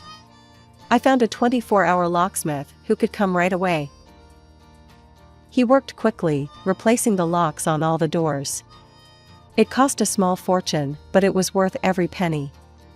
When he finished, I handed him my credit card, feeling a strange sense of satisfaction as I clutched the new keys. Monday morning, I started my new job at Marshall & Brooks. For 2 weeks, I threw myself into work, learning the ropes, making new friends, trying not to think about the confrontation I knew was coming. I kept their stuff in the garage, but I rearranged the house back to how Mom had it, removing every trace of Linda's decorating vision. Then came that Friday. I pulled into the driveway after work to find them standing there, Dad looking nervous, Linda red-faced with fury, and Sophie hanging back with a scowl. They must have just gotten back from their vacation, their suitcases were still in their rental car. Linda started screaming before I even got out of my car. How dare you change our locks? How dare you lock us out of our own house? I walked calmly past them to unlock the door. Linda followed, still yelling. We're calling the police. This is breaking and entering. This is our house. I turned to face them, something inside me finally snapping. No, Linda, it's not your house. It never was. This house belongs to me. My mother bought it before she even met Dad. She left it to me in her will. The only reason you've been living here is because I allowed it, temporarily. Linda laughed, but it was an uncertain sound. She looked at Dad. Tell her she's lying. Tell her this is our house. Dad wouldn't meet anyone's eyes. He just shrugged, his shoulders slumping. She's telling the truth. The house, it was always hers. I watched as the truth sank in, as Linda's face transformed from rage to calculation in a matter of seconds. Her entire demeanor changed, like a switch had been flipped. Oh, Carol, sweetheart, she said, forcing a laugh. You didn't think I was serious on the phone, did you? I was just joking. You know how I can get sometimes, all that sun and those tropical cocktails went to my head. Stop it, I said quietly, but she kept going. We're family. Remember all those nice times we had? The book club meetings, the holiday dinners? We can have that again. She took a step toward me, arms outstretched like she was going to hug me. Dad jumped in then, his voice thick with emotion. "Princess, I'm so sorry. I know I handled this all wrong, but I love you. You're my daughter. Please, can't we work this out?" I looked at him, really looked at him. The father who left when I was 9. Who paid for my education but missed my life. Who lied about my house, my inheritance, my mother's legacy. Work what out, Dad? The fact that you lied to your wife about owning my house? Or the fact that you stood by while she planned to throw me out of it? Linda turned back to me with that fake smile. "Carol, let's be reasonable. We can all live here together. We'll pay rent." "No," I said firmly. "We can't. Your things are in the garage. Take them and leave." That's when Linda's mask cracked again. "You ungrateful little bitch. After everything we've done for you, you'd throw your own family out on the street?" I felt oddly calm as I replied, "You just spent what, $10,000 on a luxury vacation you deliberately hid from me? Pretty sure you can afford an apartment." "Carol, please," Dad tried again, reaching for my arm. "I know I messed up, but..."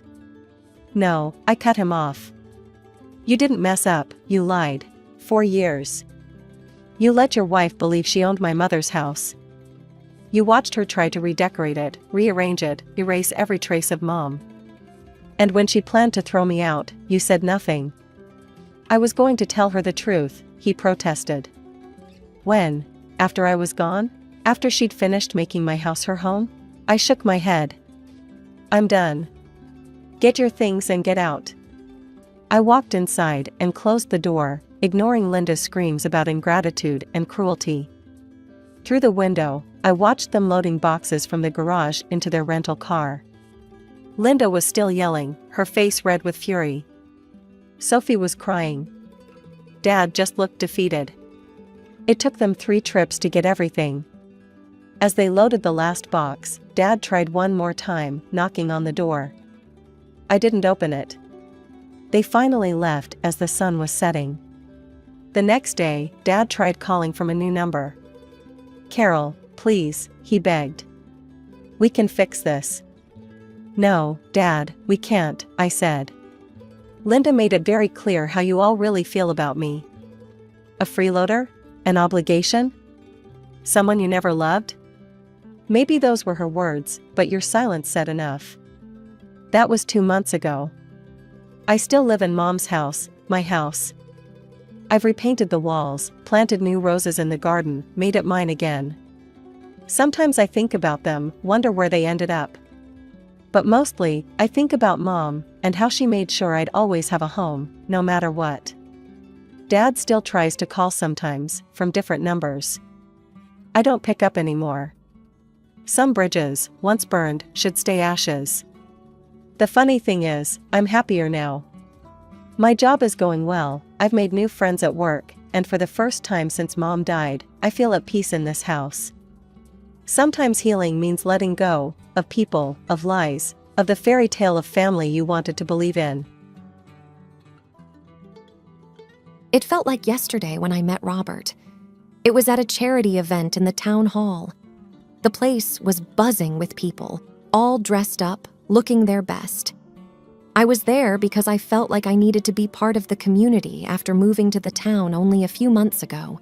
Robert was there representing his family's business.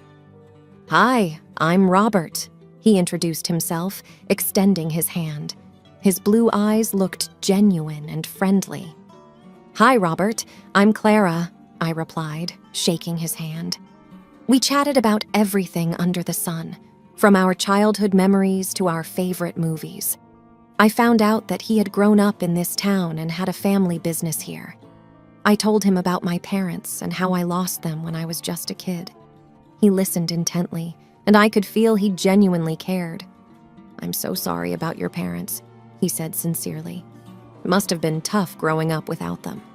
"It was," I admitted, "but their love always remained with me. Plus, I inherited a good amount from my father. It helps me remember them." As the night progressed, We found ourselves more and more engrossed in our conversation, completely oblivious to the hustle and bustle around us. Before we knew it, the event was wrapping up. "Would you like to grab a coffee sometime?" Robert asked, a hint of nervousness in his voice. "I'd love to," I replied, smiling. Our coffee dates turned into dinner dates, and before we knew it, we were planning our wedding. It all happened so fast. I was 27, with an inheritance from my parents and a heart full of hope. Robert was everything I had ever wanted, or so I thought. After the wedding, I was introduced to his family. His dad, Mr. Lawson, was a gentle and warm man. The first time we met, he gave me a big hug and said, "Welcome to the family, dear. I hope you find all the happiness you deserve." Mrs. Lawson, on the other hand, was a stark contrast. She looked me up and down, her eyes cold and calculating. "I hope you know what you're getting into, marrying into our family," she said with a thinly veiled warning. Robert jumped in, trying to ease the tension. "Mom, be nice. Clara is my wife now, and I expect everyone to treat her with respect." In those early days, I tried to focus on the positive. I was in love, and I was hopeful that things would get better with time.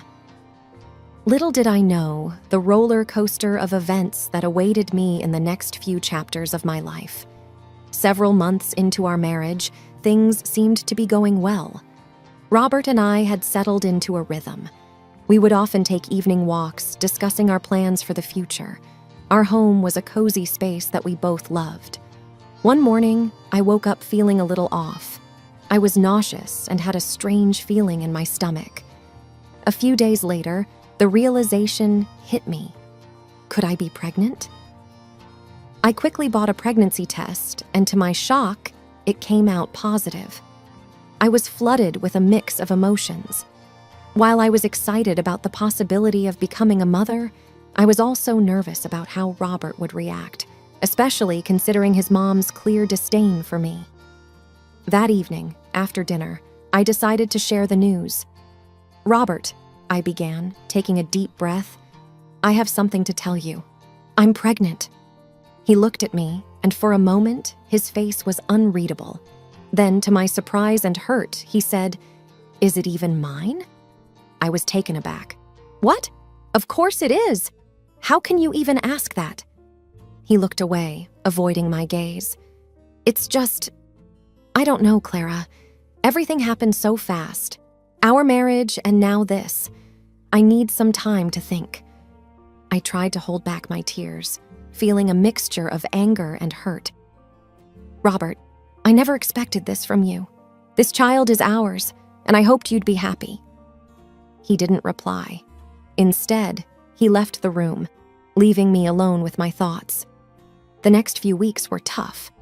My pregnancy symptoms started to kick in, and Robert's cold behavior didn't help. I found solace in the fact that this child was a symbol of our love, even if Robert didn't see it that way. One day, Mrs. Lawson came over unannounced. "I heard the news," she said without preamble. "Is it even true?" "Yes, it's true," I replied, trying to maintain my composure. She smirked. "You think having this child will solidify your place in this family? You're wrong." I felt a surge of anger. This is my family too now, and this child will be a part of it whether you like it or not. She scoffed. "We'll see about that." And with that, she left. The next few months were a blur. I tried to focus on my health and the baby, but the constant tension at home and Robert's doubt wore me down. My only comfort was the small kicks and movements I felt inside me, reminding me that there was a life growing within, waiting to meet the world. But little did I know that the challenges ahead were far greater than what I had already faced. As my pregnancy progressed, it became harder to manage everything on my own. I was constantly nauseous, and even the simplest chores seemed daunting.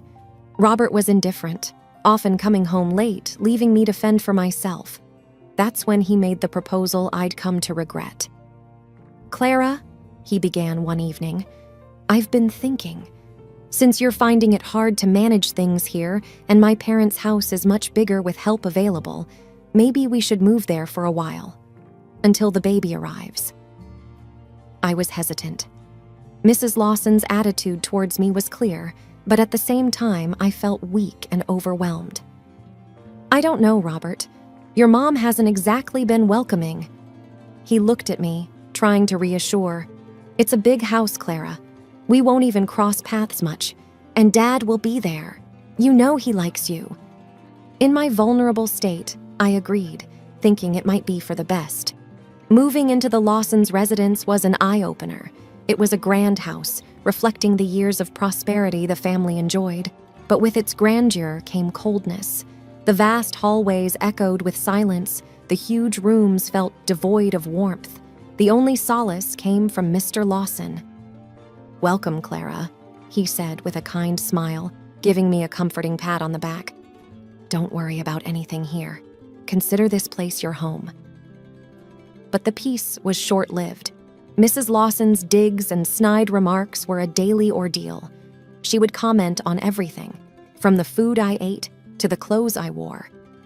One day, when I was in the kitchen trying to make myself a sandwich, she walked in, her eyes scanning me up and down. "You sure you should be eating that?" she commented, looking at the sandwich. I took a deep breath. "I think I know what's best for me and my baby," she smirked. "Well, if it is even your baby." I felt my anger rise but held it in check. "It's Robert's baby, and I wish you'd stop implying otherwise." She just laughed, a cold sound that echoed in the large kitchen.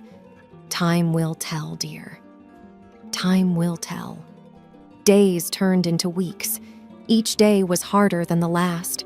The house felt like a prison. Robert was always out, and when he was home, he was distant. The baby inside me was my only comfort, reminding me that there was a reason for enduring all this.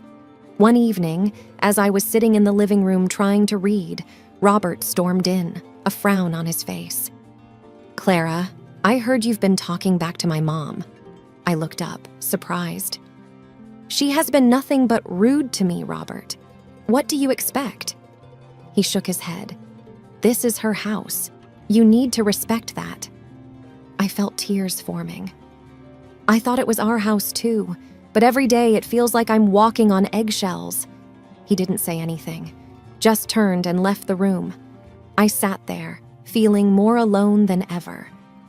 As the days passed, the cold shadows of the house seemed to close in on me. But I held on, hoping for better days, not realizing that the worst was yet to come. Fall had settled in, and the leaves outside had started their gradual transformation to a vibrant mix of red and gold. The wind carried with it a sharp chill, heralding the coming winter. But inside the house, the atmosphere was even colder. One evening, after a particularly tiring day, the baby wouldn't stop crying. He was restless, and I tried every trick in the book to calm him down. Mrs. Lawson, evidently irritated by the cries, barged into the room. "Why can't you keep that child quiet? It's unbearable." Holding my crying son, I replied tiredly, "He's just a baby, Mrs. Lawson. They cry sometimes." She scoffed. "Well, maybe if you were a better mother." "Enough of this," I retorted, fed up. "I'm trying my best here. I don't need your constant criticisms." Her face went scarlet with anger. "You have some nerve talking back to me in my own house." The commotion drew Robert in. "What's going on?" "Your wife seems to think she can disrespect me under my own roof," Mrs. Lawson spat. Robert glanced at me, annoyance evident in his eyes. "Clara, just take the baby to our room." Standing my ground, I replied, "Robert, this is our home too. I won't be bullied into hiding." He took a deep breath, his patience clearly running thin. "Clara, just do as I say." When I didn't move, Mrs. Lawson sneered, "If you can't follow the rules, maybe you should leave." Robert, to my shock, nodded in agreement. "Maybe you should." Stunned, I replied, "You can't be serious." His face hardening, Robert stepped forward. If you won't go to our room, then maybe you should leave the house." "You're throwing me out?" I asked, voice shaky with disbelief. Robert didn't answer. Instead, he moved closer, took hold of my arm, and began pulling me towards the door. I tried to resist, but he was too strong. Holding our crying baby close, I was dragged out of the house. The door slammed behind me, leaving me and my child in the biting cold of the fall evening. Tears streamed down my face, not just from the cold wind, but from the sharp sting of betrayal.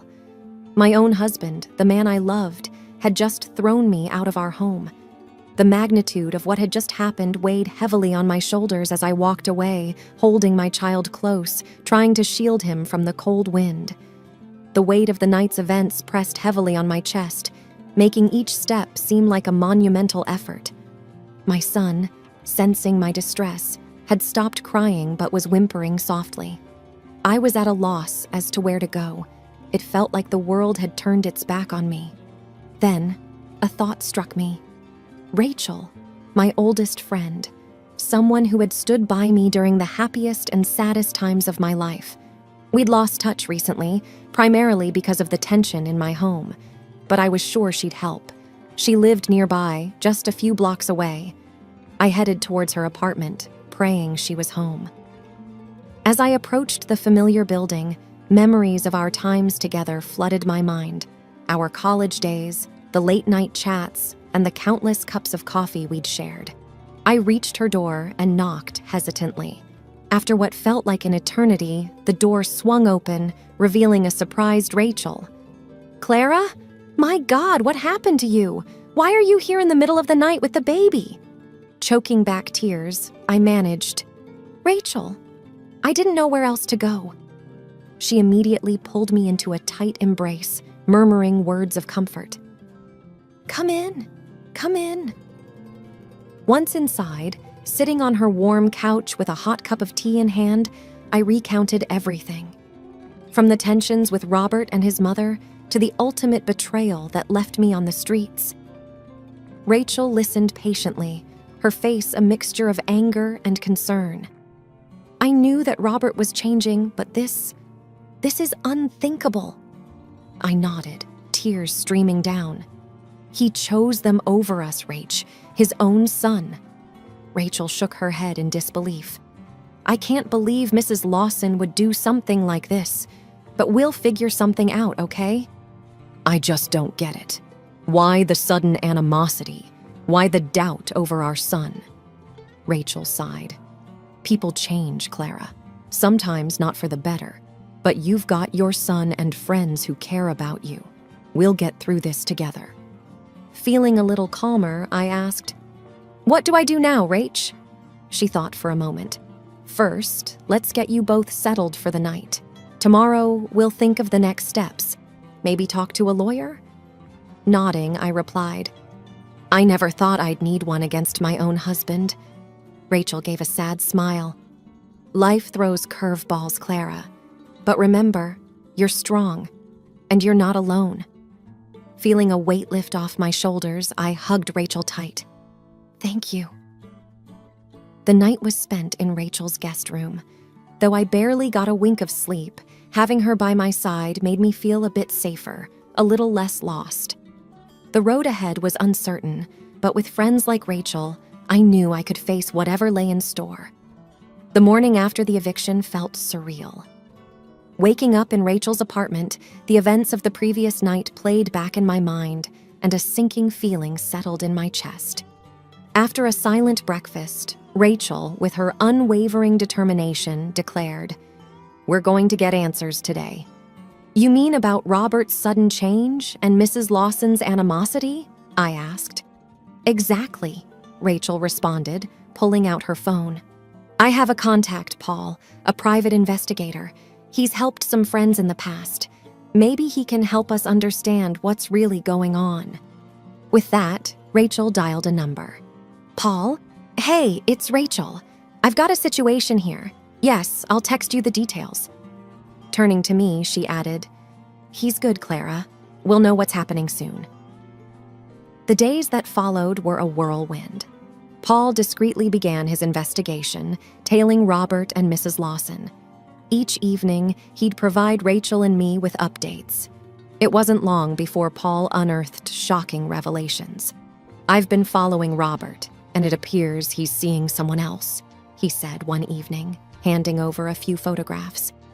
My heart sank as I looked at the pictures of Robert and an unfamiliar woman, laughing, dining, and even shopping together. Rachel, anger evident in her voice, asked, "Do you have any idea who she is?" Paul nodded. "Her name's Angela, works in a law firm downtown, but that's not all. I've got audio recordings of Mrs. Lawson that you might find interesting." He played back a conversation where Mrs. Lawson discussed her elaborate plan to have me thrown out so that Robert could gain access to my inheritance. Her voice, dripping with greed, sent chills down my spine. "Once Clara's out of the picture, Robert can divorce her. With a good lawyer, he can claim a good portion of her inheritance for emotional distress or some such nonsense. Angela's firm will handle it. Our boy deserves that money more than she does." I sat in stunned silence. It all made a cruel kind of sense now. Robert's doubts about our son's paternity, the constant harassment, it was all part of a twisted scheme. Rachel, seething with anger, declared, "We're taking this to the police, and you're getting a lawyer, Clara. We'll fight them." Paul nodded. "I've got more recordings and photos. It's concrete evidence." While the truth was a bitter pill to swallow, knowing it gave me a renewed sense of purpose. No longer would I be the victim. With evidence in hand and Rachel by my side, I was ready to confront Robert and Mrs. Lawson and reclaim not just my inheritance, but my dignity and peace of mind. The chapter of betrayal in my life was about to be closed, and I was determined to ensure justice was served. With the evidence in hand and my resolve firm, it was time to confront my soon-to-be ex-husband and his conniving mother. I decided to go to their house, the house I once called home. Rachel insisted on accompanying me, a pillar of strength and support. As we approached the house, my heart raced, but not from fear. It was anger, determination, and the desire to close this traumatic chapter in my life. We rang the doorbell, and Mrs. Lawson answered, feigning surprise. "Clara, what brings you here?" Without mincing words, I replied, "You know why I'm here." Robert appeared from the living room, looking rather uneasy. "Clara," he began, but I cut him off. "No, Robert, it's my turn to talk. We know everything." I held up the photos and the transcripts of the recordings. Mrs. Lawson's face turned pale while Robert looked like he'd been caught red-handed. "How did you—" "Doesn't matter how," Rachel interrupted. "What matters is that you both have been exposed." I took a deep breath, finding my voice. "You thought you could play with my life? You thought you could get rid of me and take everything I've inherited from my parents?" Robert tried to speak. "Clara, No," I shot back. "I gave you everything. My love, my trust, and all you gave back were lies and betrayal. Your affair with Angela, your scheming with your mother to get your hands on my inheritance, you won't get a single cent." Mrs. Lawson, always the instigator, tried to salvage the situation. "Clara, dear, let's discuss this calmly. Maybe there's been a misunderstanding." I scoffed. "Misunderstanding? I've heard your conversations. You orchestrated this entire sham, making Robert doubt our child and pushing me out. And for what? Money? How low can you stoop?" Rachel stepped forward. "We've already spoken to the police, Mrs. Lawson, and Clara has a lawyer. You won't escape this." As we walked away, I felt a weight lift off my shoulders. Confronting them had been cathartic. While the journey ahead would be long and challenging, I was ready to rebuild my life, free from the shackles of deceit and betrayal. The courtroom was filled with tense energy, a battleground of truth against deceit, the place where my long-awaited vindication would finally occur. My attorney presented our first piece of evidence, the results of the paternity test that unequivocally proved Robert was indeed the father of my child. The judge reviewed it, casting a stern look at Robert. "Do you have anything to say?" Robert looked down, unable to meet anyone's gaze. "No, Your Honor." Next, we presented the DNA results that would shatter the very foundation of the Lawson family. "Your Honor," my attorney began, "these results indicate that Mr. Robert Lawson is not biologically related to Mr. Richard Lawson." The courtroom went silent. All eyes turned to Mrs. Lawson, her usual confident demeanor replaced with a deer-in-headlights expression. Richard, who had been sitting with a stoic face, looked at his wife with disbelief. You lied to me all these years?" Richard's voice wavered. Mrs. Lawson, trying to regain some semblance of control, stammered, "Richard, it's not what it looks like." But the evidence was irrefutable. The judge continued with the proceedings, his voice firm. Given all the evidence presented, the court rules in favor of Mrs. Clara. Robert Lawson will receive no part of her inheritance. He is also mandated to pay alimony for their child. Furthermore, considering the emotional trauma inflicted upon Mrs. Clara, the court also mandates Robert to pay damages. Mrs. Lawson, once the formidable matriarch, now looked small and defeated. But the courtroom had one more revelation that would strip her of her last vestiges of power. Richard stood up, facing his soon-to-be ex-wife. "I've filed for divorce, and I've already begun the proceedings to claim our house. You won't see a single penny from our joint assets."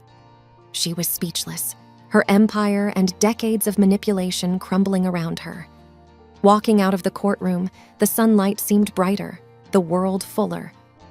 Rachel hugged me tightly. "You did it, Clara. Justice is served." I took a deep breath, feeling the weight lift off my shoulders. It's over. Finally. And as I moved forward, with my son in my arms, I knew I was walking towards a better, brighter future.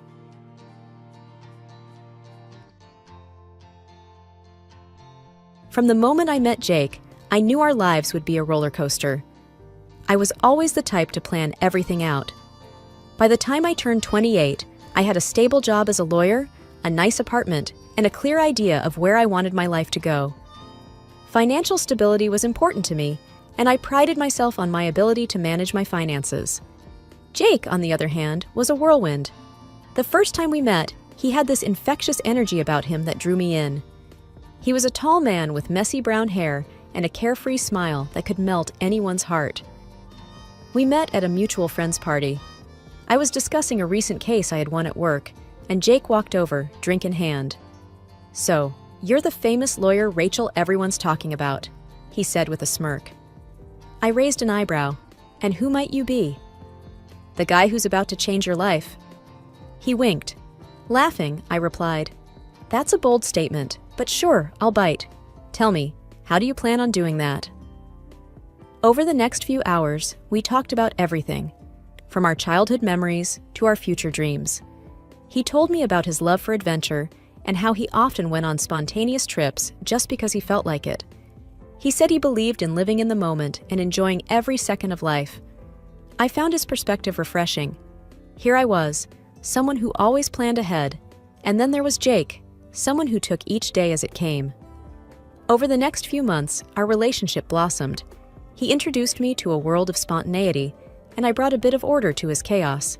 Our dates were always full of surprises. One day, he would take me out for a fancy dinner, and the next, we would be on a random road trip to nowhere.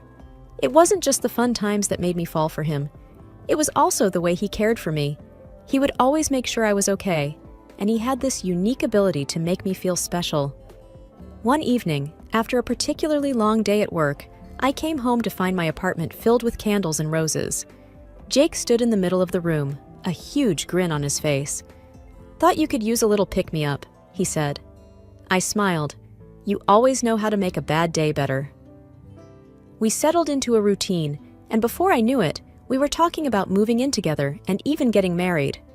Our relationship had its challenges, especially when it came to our different views on money. I was always careful with my spending, while Jake was more impulsive. "Come on, "Let's just book that trip to Europe," he would often say. I would reply, "We need to plan it out, Jake. We can't just spend without thinking." He would just roll his eyes. "You worry too much." Despite our differences, we loved each other deeply.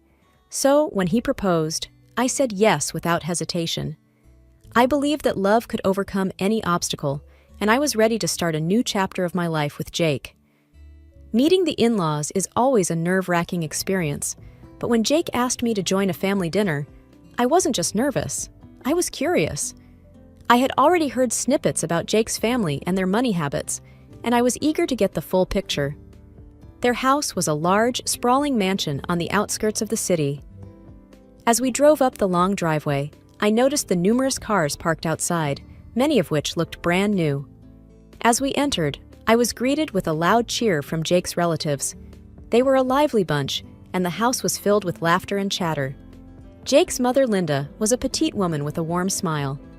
She hugged me tightly and said, "It's so good to finally meet you." I smiled back. "Thank you for having me." Jake's father, Mark, was a tall, broad-shouldered man with a booming voice. "So, you're the lawyer who's captured our Jake's heart," he chuckled, shaking my hand firmly.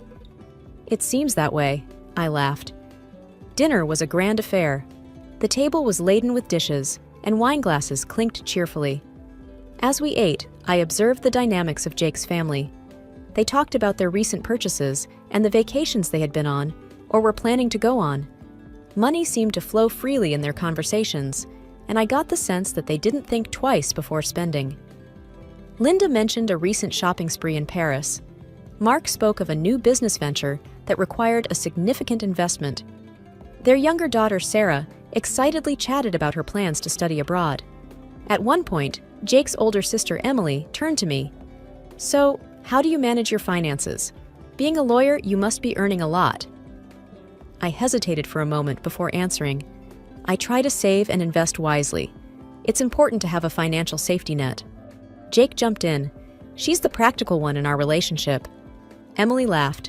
"Sounds like you two balance each other out." The evening went on, and I could feel the difference in our lifestyles. While I was always cautious about spending, Jake's family seemed to have a live for today mentality. It was clear that they enjoyed the finer things in life and didn't hesitate to indulge. As the night drew to a close, Linda pulled me aside.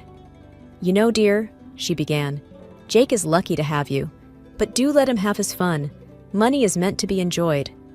I nodded politely. "Of course. I just believe in being careful."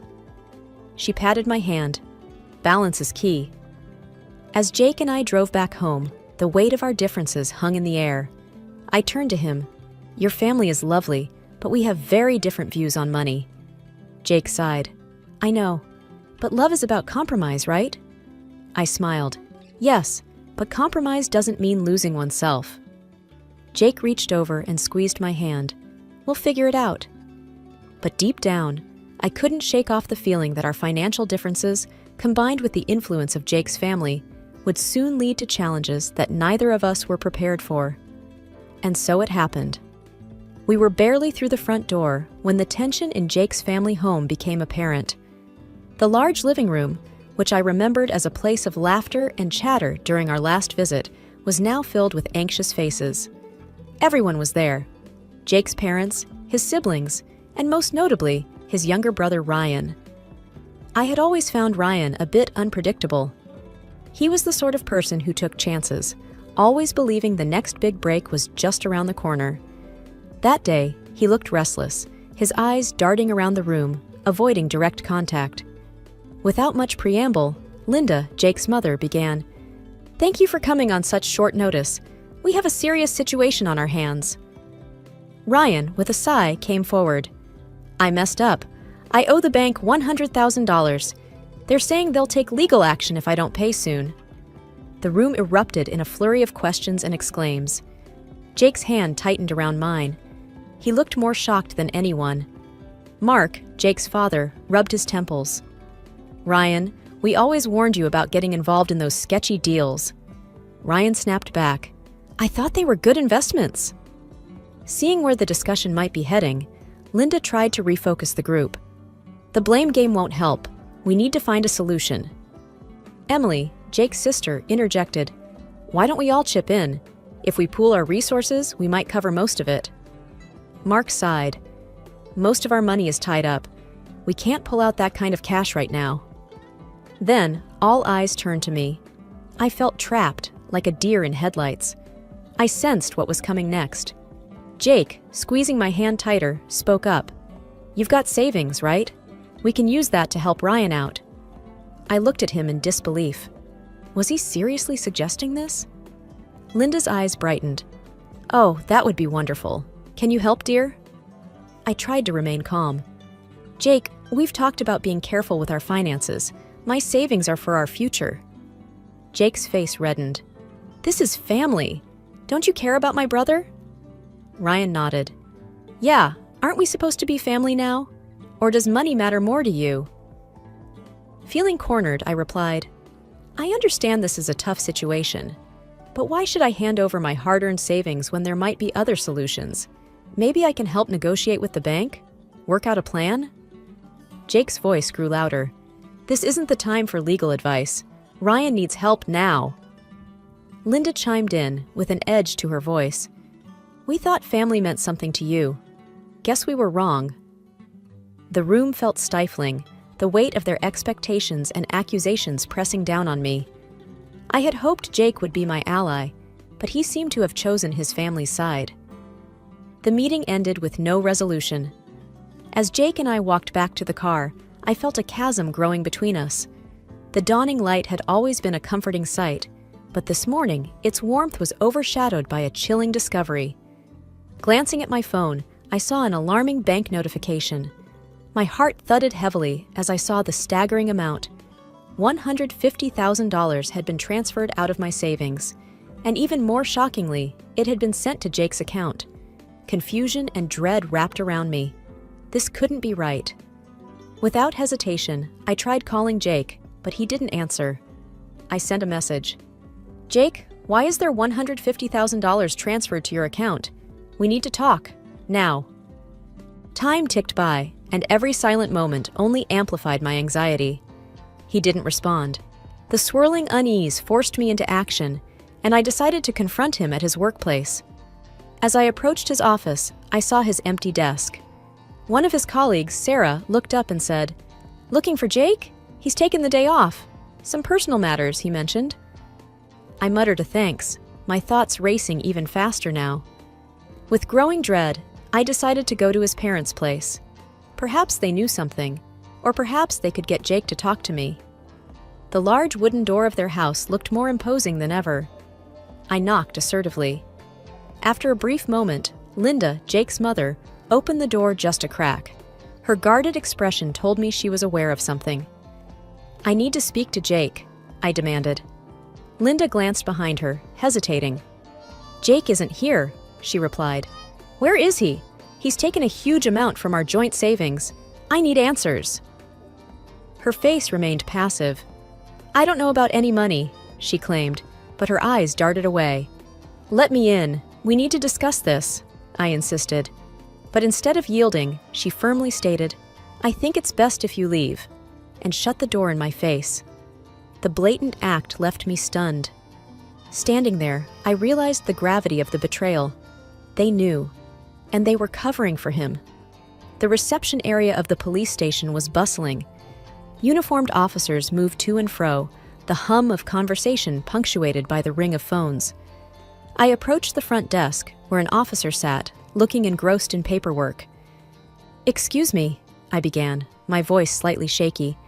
"I need to report a significant unauthorized transaction from my bank account. It's my husband." The officer, whose name tag read Perez, looked up, her eyes filled with understanding. "Take a seat." She gestured to the chairs nearby. "I'll call someone to assist you." Sitting down, my thoughts swirled. Was I really about to report my own husband? Before I could contemplate further, a tall officer approached me. "Mrs. Collins?" he asked. I nodded. "Yes, that's me." "I'm Officer Daniels. Officer Perez informed me about your situation. Let's go to my office where we can talk." We walked down a corridor, and he gestured to a chair opposite his desk. As I explained the situation to him, I noticed his brows furrow in concern. "So, you believe your husband took this money without your consent?" I nodded, swallowing the lump in my throat. "Yes, and his family seems to be in on it. They shut me out when I went to confront them." Officer Daniels jotted down notes. "Do you have any evidence of this transaction?" I pulled out my phone and showed him the bank notification and the message I had sent Jake, as well as his vague reply. Officer Daniels looked at the screen, his expression serious. "This certainly helps, but it's going to be a complicated case, given that he's your husband. Do you wish to press charges?" Taking a deep breath, I responded, "Yes, I do. I feel betrayed and violated. I need to stand up for myself." He nodded. "I understand. We'll start the process. It may take time, but we'll support you every step of the way." "Thank you," I whispered, tears threatening to spill. Officer Daniels extended a comforting hand. "It's tough, I know, but you're doing the right thing. We'll get to the bottom of this." The courtroom was a daunting place, its high ceilings echoing the whispers of the people inside. Rows of wooden benches filled with friends, family, reporters, and strangers who had taken an interest in the case. The tension was palpable. I sat on one side, dressed conservatively, my best friend Sarah by my side for support. Across the room, Jake sat with his parents. He avoided making eye contact with me.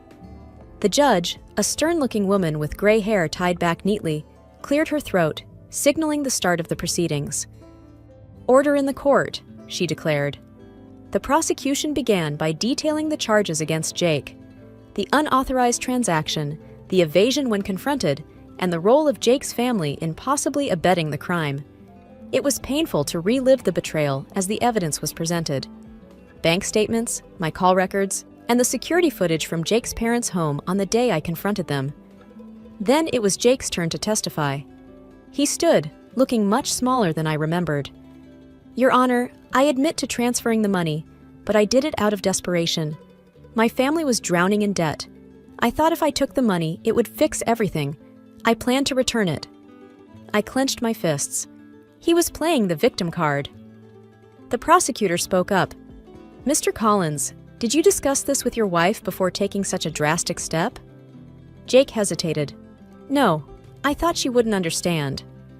The prosecutor raised an eyebrow. "So, you decided stealing was the better option?" Jake lowered his gaze. "I made a mistake." The trial went on for hours. Witnesses were called, statements were read. When the time came for me to testify, I felt a lump in my throat. With every ounce of strength, I recounted the events, the betrayal, the pain of being shut out by someone I had once loved. Sarah was called up next. She spoke of my character, my hard work, my dedication to building a life with Jake, and the anguish I had experienced when discovering the betrayal. When the closing statements were made, the room held its collective breath. The judge, after taking her time, declared, "Mr. Collins, you've admitted to your crime, and while I understand your intent was not malicious, the act was a clear violation of trust. You will return the full amount of $150,000 to Mrs. Collins immediately and pay an additional fine for this unauthorized transaction." Jake's face went pale. His parents seemed equally shocked. "Furthermore," the judge continued, "I advise both parties to consider mediation to resolve any personal disputes." As I left the courtroom, I felt a mixture of relief and sadness. Justice had been served, but at what cost? The man I had once dreamt of building a life with was now a stranger, a criminal in my eyes. After the court proceedings, my mind kept going back to one thing. How did Jake's family end up in such a mess in the first place? And why was I, a mere bystander in their family affairs, paying the price? My curiosity got the better of me, and I decided to find out the root cause. The first person I thought to reach out to was Amanda, Jake's ex-girlfriend from before we met. She had once mentioned how Jake's family had a penchant for shady dealings. Back then, I had dismissed her words as jealousy, but now I wondered if there was some truth to it. I dialed her number, half expecting her not to pick up, but she did. "Hello?" "Hey, Amanda, it's Rachel. I know it's been a while, but I wanted to talk." She paused, then replied, About Jake? Yes. We met up at a quiet coffee shop the next day. Amanda looked different, more mature and composed than I remembered. After exchanging pleasantries, I got straight to the point. Amanda, you once told me about Jake's family, about their dealings. I need to know more. She sighed, taking a sip of her coffee. I wondered when you'd ask. Jake's family has been involved in some sketchy businesses for years. Loan sharking, shady investments, you name it. They've always been about quick money. I frowned, but Jake never seemed that way. At least, not when we were dating. Amanda shook her head. He tried to distance himself from it, but family ties run deep. And when his brother got into that massive debt, he got sucked right back in. My heart sank. So, all this time? She nodded. He's been trying to bail them out. I warned you, remember? I saw the signs, the desperation, the sneaky phone calls, but you were too in love to see. I stared down, fighting back tears. I can't believe I was so naive. She reached across the table, squeezing my hand. You're not the first and won't be the last. They're masters of manipulation. The conversation shifted, and I learned that Jake's brother had a gambling problem. The debts weren't from a failed business or medical emergency. They were from nights spent at underground gambling dens and high-stakes poker games. I thanked Amanda for her honesty and clarity. As I walked back to my car, everything made sense. The secrecy, the desperation, the betrayal. Jake's family was drowning, and in their desperation, they tried to drag me down with them. After the dust settled, one thing was clear to me. I needed to put the past firmly behind me. The first step was finalizing the divorce from Jake. It was a relatively quick process, given the circumstances.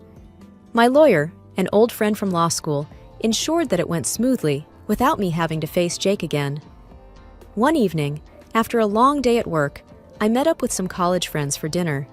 Sarah, always the one with the latest gossip, leaned in, her voice dropping to a conspiratorial whisper. You remember Jake's brother, right? Heard he's been locked up for fraud. I raised an eyebrow. You're kidding. She shook her head. Wish I was. Multiple counts of fraud and embezzlement. They say he'd been scamming people for years. Anna chimed in. And that's not all. Jake's parents' property? Seized and auctioned off to clear their mounting debts. I took a deep breath, processing the information. It's just sad. That family had so many issues, so many problems. Sarah squeezed my hand. You dodged a bullet, girl, and look at you now, moving on, living your best life. I smiled, grateful for the support. Thanks, Sarah. It's been a journey, but I'm finding my way. Life continued. Days turned into weeks, and then months. The wounds of the past slowly began to heal, and I started building a life that was truly mine. One evening, as I was settling down with a book, my phone rang. An unfamiliar number flashed on the screen. I answered cautiously. Hello? Hey, it's Jake, came the hesitant voice. A chill ran down my spine. What do you want? He cleared his throat. Look, I know I've done wrong. I'm in a tough spot right now, financially. I was wondering if... No. I cut him off sharply. But I just need a little help to... No, Jake. You and your family have taken enough from me. I owe you nothing. I replied, my voice cold and firm. There was silence on the other end. Then, a soft, defeated, all right. I ended the call, feeling a mixture of anger and pity. But mostly, I felt relief. Relief that I had moved on, that I was no longer entangled in their web of deceit and drama. Over time, I immersed myself in work and spent quality time with friends and family who genuinely cared about me. I learned to value and trust myself more than ever, firmly believing that no matter what life threw my way, I would always come out stronger on the other side. I grew up knowing Lucas, mostly from a distance. We were from the same neighborhood, and our paths often crossed on the street, but our worlds were vastly different. I came from a simple family. We didn't have much, but we had each other. Lucas, on the other hand, was part of the well-known Grayson family, who owned the largest company in town. Everyone knew them, and almost everyone envied them. One day, as I was walking home from my job at the local grocery store, Lucas approached me. It was unexpected. We barely spoke before this.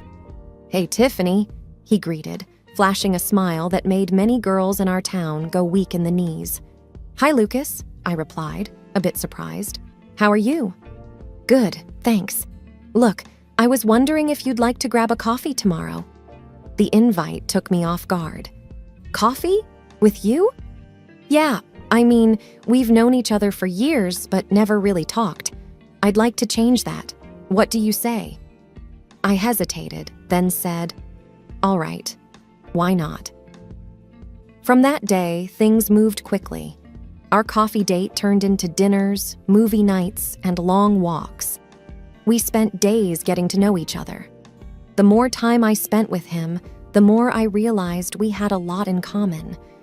One evening, as we were walking by the river, Lucas turned to me and said, "Tiffany, these past few weeks with you have been amazing. I've never felt this way about anyone before." I looked up at him. "Lucas, this is all so new to me. I never expected any of this." He took my hands in his. "Neither did I, but now that we're here, I don't want to let you go." Days turned into weeks, and weeks into months. Before I knew it, Lucas was on one knee holding out a simple ring. "Tiffany, will you marry me?" Tears filled my eyes. "Yes, Lucas. Yes, I will." The news of our engagement spread quickly. Everyone was surprised. No one saw it coming. But here we were, two people from different worlds, finding love in the most unexpected place. As the wedding preparations began, I couldn't help but feel like I was living in a dream. The Grayson family was beyond supportive. They welcomed me with open arms, especially Lucas's mother, Mrs. Harriet Grayson. She was thrilled about our union and took charge of most of the wedding arrangements. "Tiffany," she said to me one day, "I want you to have the best wedding. You're going to be a Grayson now." "Thank you, Mrs. Grayson. I never imagined any of this," I replied, overwhelmed. "You deserve it, dear. Lucas is lucky to have you." The big day arrived sooner than we expected. As I stood at the altar, looking at Lucas, I felt grateful for this unexpected turn my life had taken. Little did I know, things were about to change in ways I could never have anticipated. The move to our new home was swift, just days after our wedding. It was a quaint, charming place, not too large, with a hint of vintage charm. Lucas had picked it out, saying it was perfect for us to start our life together. From the moment we stepped in, I felt an unexpected chill, not from the house itself, but from Lucas. The warmth he had exuded throughout our courtship seemed to evaporate. Our rooms echoed with silence, broken only by the mundane conversations about household chores or grocery lists. One evening, after setting up the dinner table, I tried initiating a light conversation. "The house feels cozy, doesn't it? We can maybe get some plants for the balcony?" Lucas, who was absorbed in some paperwork, merely grunted in reply. Sensing his detachment, I attempted to bridge the distance. "Lucas, is everything okay?" He looked up, seemingly irritated. "Yes, why wouldn't it be?" "I just feel you've been distant since we moved in." I hesitated. "Did I do something wrong?" He sighed heavily, avoiding eye contact. "It's nothing. I'm just busy with work." "But you're always here, at home, with me," I pointed out, trying to understand his sudden change. Lucas's voice hardened.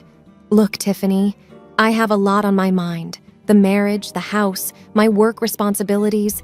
It's all a bit overwhelming." I felt a pang in my heart. "I thought we were in this together," I murmured. He didn't respond, just got up and headed to our bedroom, leaving me alone with my thoughts and the now cold dinner. The days that followed were no different. Mornings were a hurried affair, with Lucas often leaving before I was even fully awake. Evenings were cold and silent. I tried engaging him, suggesting we go out or inviting friends over, but he always had an excuse. Mrs. Harriet Grayson, during one of her visits, sensed the tension. "Tiffany," she whispered, pulling me aside. Is everything okay between you two? I bit my lip, trying to hold back tears. I don't know, Mrs. Grayson.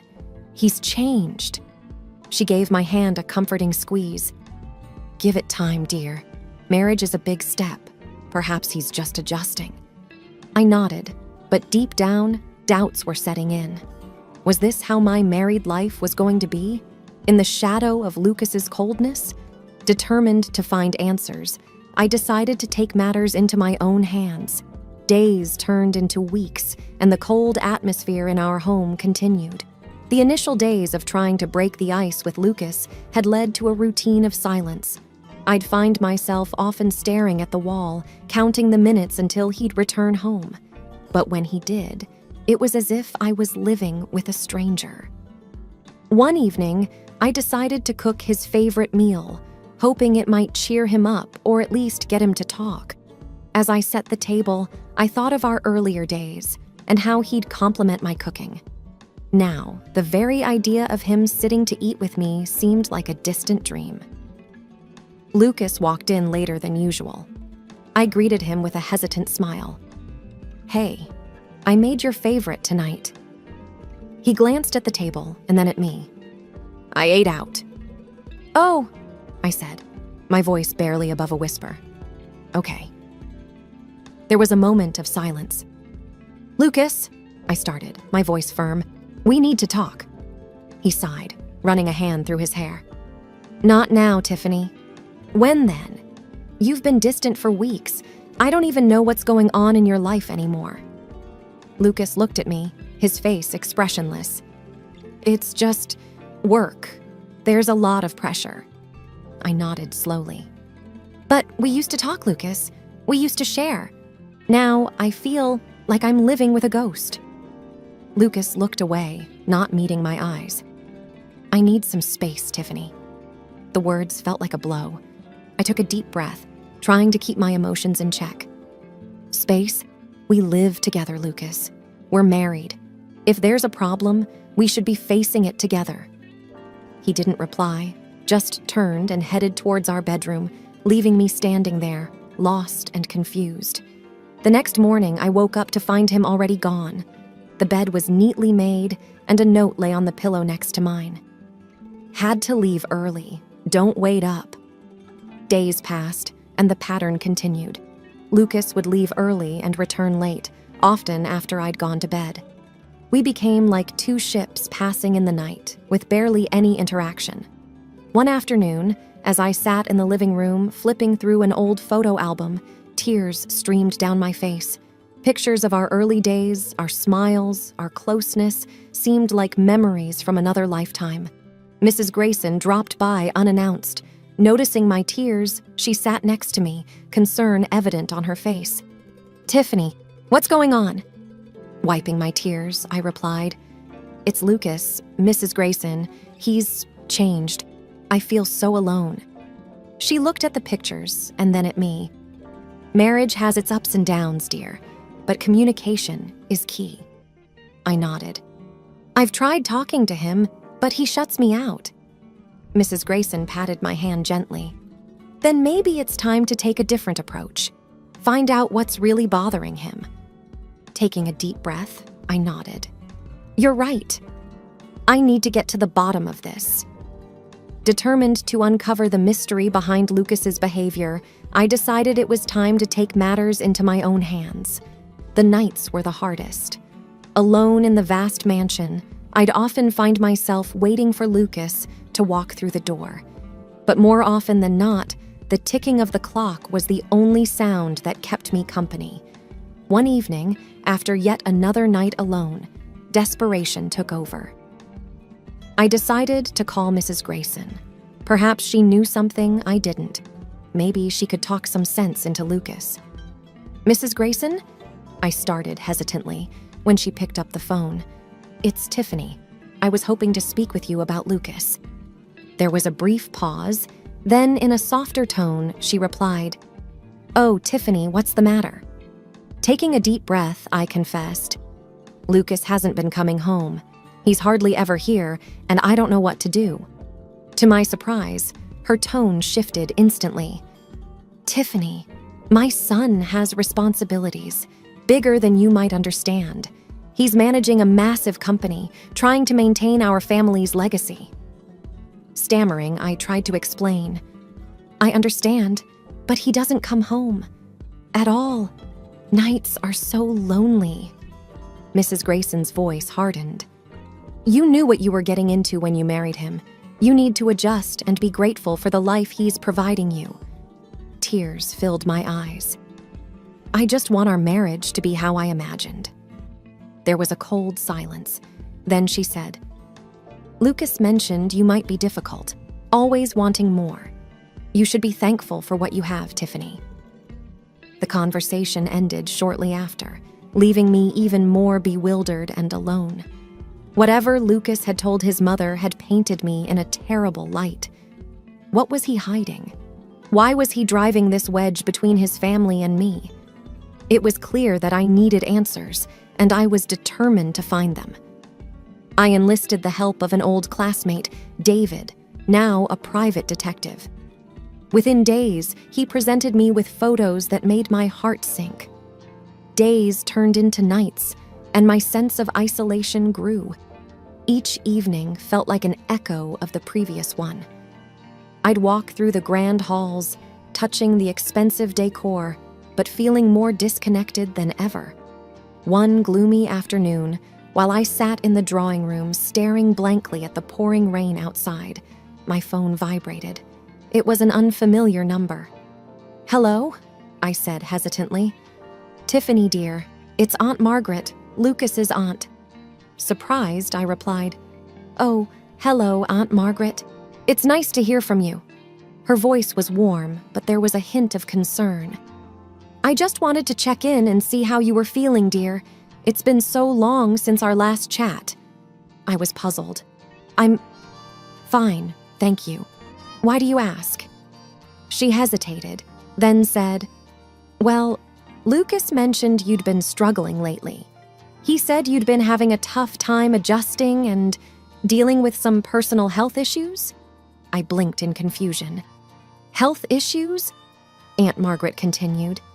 Yes, he mentioned you were battling severe depression and that he's been so worried about you. The weight of realization hit me. This was the story Lucas was spinning to his family. I felt a mix of anger and disbelief. I don't know where he got that from, Aunt Margaret. I've been lonely, yes, but I'm not suffering from depression. Aunt Margaret sounded genuinely surprised. Oh, well, he seemed so concerned. He even said he was getting you the best treatment and medications. My mind raced. Not only had Lucas been lying about his whereabouts, but he'd also been crafting an elaborate tale about my supposed condition to his family. Trying to keep my composure, I said, Thank you for your concern, Aunt Margaret. I'll have to talk to Lucas about this. Before we ended the call, she added, Well, since you're feeling better, I'd love for you to come to my birthday celebration next week. I'm inviting close family, and it would be lovely to see you. Of course, I replied, trying to mask the turmoil inside me. I'd love to. Once the call ended, my emotions were a whirlwind. Lucas's deceit ran deeper than I'd imagined. But Aunt Margaret's invitation gave me an idea. It would be the perfect place to confront him, surrounded by the very family he'd lied to. As I pondered my next moves, I felt a newfound determination. Lucas had woven a web of lies, but I was ready to expose the truth. The festive atmosphere of Aunt Margaret's birthday celebration was in full swing when I decided it was time. As guests laughed and chatted, I took a deep breath, preparing myself for the confrontation. Lucas stood amidst a group, laughing at some joke, appearing to be the perfect son and husband. I approached him, my hands clutching the jars of medication, each one empty. The murmurs of the gathering dimmed as all eyes turned to us. With every step, my resolve hardened. Lucas, I said, my voice loud enough to command the attention of the room. I placed the medicine jars in front of him, their labels glaringly evident. He glanced at them, his laughter fading, confusion clouding his eyes. "What's this?" he asked, his tone flippant. "These are the medications I'm supposedly on," I responded. "The ones you've been telling everyone you've been buying for me." He stared at them, genuinely puzzled. "Why are you showing me these?" He picked up one jar, examining it before carelessly tossing it onto the floor. "This," I said, pointing at the shattered jar, "is how much you know about my so-called illness. You can't even recognize the medication you claim to buy for me." Whispers swept through the room as realization dawned on the guests. The air grew thick with tension. Lucas's face drained of color. I don't know what you're talking about," he stammered, but his eyes betrayed his panic. Aunt Margaret stepped forward, her face a mask of shock and anger. "Lucas, is this true? Have you been lying to us about Tiffany's health?" He couldn't respond, cornered by the weight of his deceit. The room was a sea of accusing eyes, each one demanding answers. "I trusted you, Lucas," I said, my voice trembling with emotion. "Not only did you betray me, but you also lied to your family, to everyone who cared about us." He looked down, unable to meet anyone's gaze. The room remained silent, the weight of the revelation sinking in. All the pretense, the stories, the lies, they had finally caught up with him. With the shattered medicine jar as the only sound, the room was thick with tension. Lucas had gone pale, his confident facade crumbled. I wasn't done, though. With one last ace up my sleeve, I took out the pictures David had given me. Pictures that showed Lucas with a woman who wasn't me. "Recognize her?" I asked, handing the pictures to Aunt Margaret, who was closest to me. She looked at them, her eyes widening with recognition and dismay. "Oh no, Lucas, not her," she murmured, more to herself than to anyone else. Lucas shifted uncomfortably, looking like a deer caught in headlights. "What is it, Aunt Maggie?" one of the cousins, Sarah, asked. Aunt Margaret looked up, her expression grave. "This is Isabella Travers. She's well known in our community, for all the wrong reasons." I felt a chill. The way Aunt Margaret said it, it seemed this Isabella had a history with the family. Lucas's mother, Mrs. Grayson, approached and took a look at the photos. The color drained from her face. "I thought you were done with her after—" She stopped, shaking her head. "I can't believe you'd do this to Tiffany, to all of us." Lucas was cornered, looking between the two women with panic evident in his eyes. "Mom, it's not what you think," he started, but Aunt Margaret interrupted him. "We all warned you about her years ago, Lucas. We thought marrying Tiffany would have set you on the right path. Isabella is nothing but trouble." Lucas seemed to shrink, his posture slouched and defeated. "It's not like that. I mean, it started out, but it's complicated." "Complicated?" I echoed, my voice sharp. "You marry me, lie about my health, and all the while you're with her? Explain that complication to me." Lucas opened his mouth, then closed it, no words coming out. He looked broken, defeated, but I felt no sympathy. He had deceived everyone, and it was time for the truth. Aunt Margaret, visibly upset, handed the photos back to me. "Tiffany, I'm so sorry," she said. "You deserve so much better than this." I nodded, looking at the pictures. "Thank you, Aunt Maggie.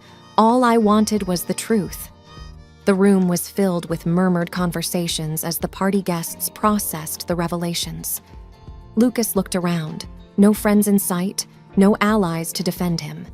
He had played his games, and now he was facing the consequences. For the first time since this ordeal began, I felt a weight lifting off my shoulders.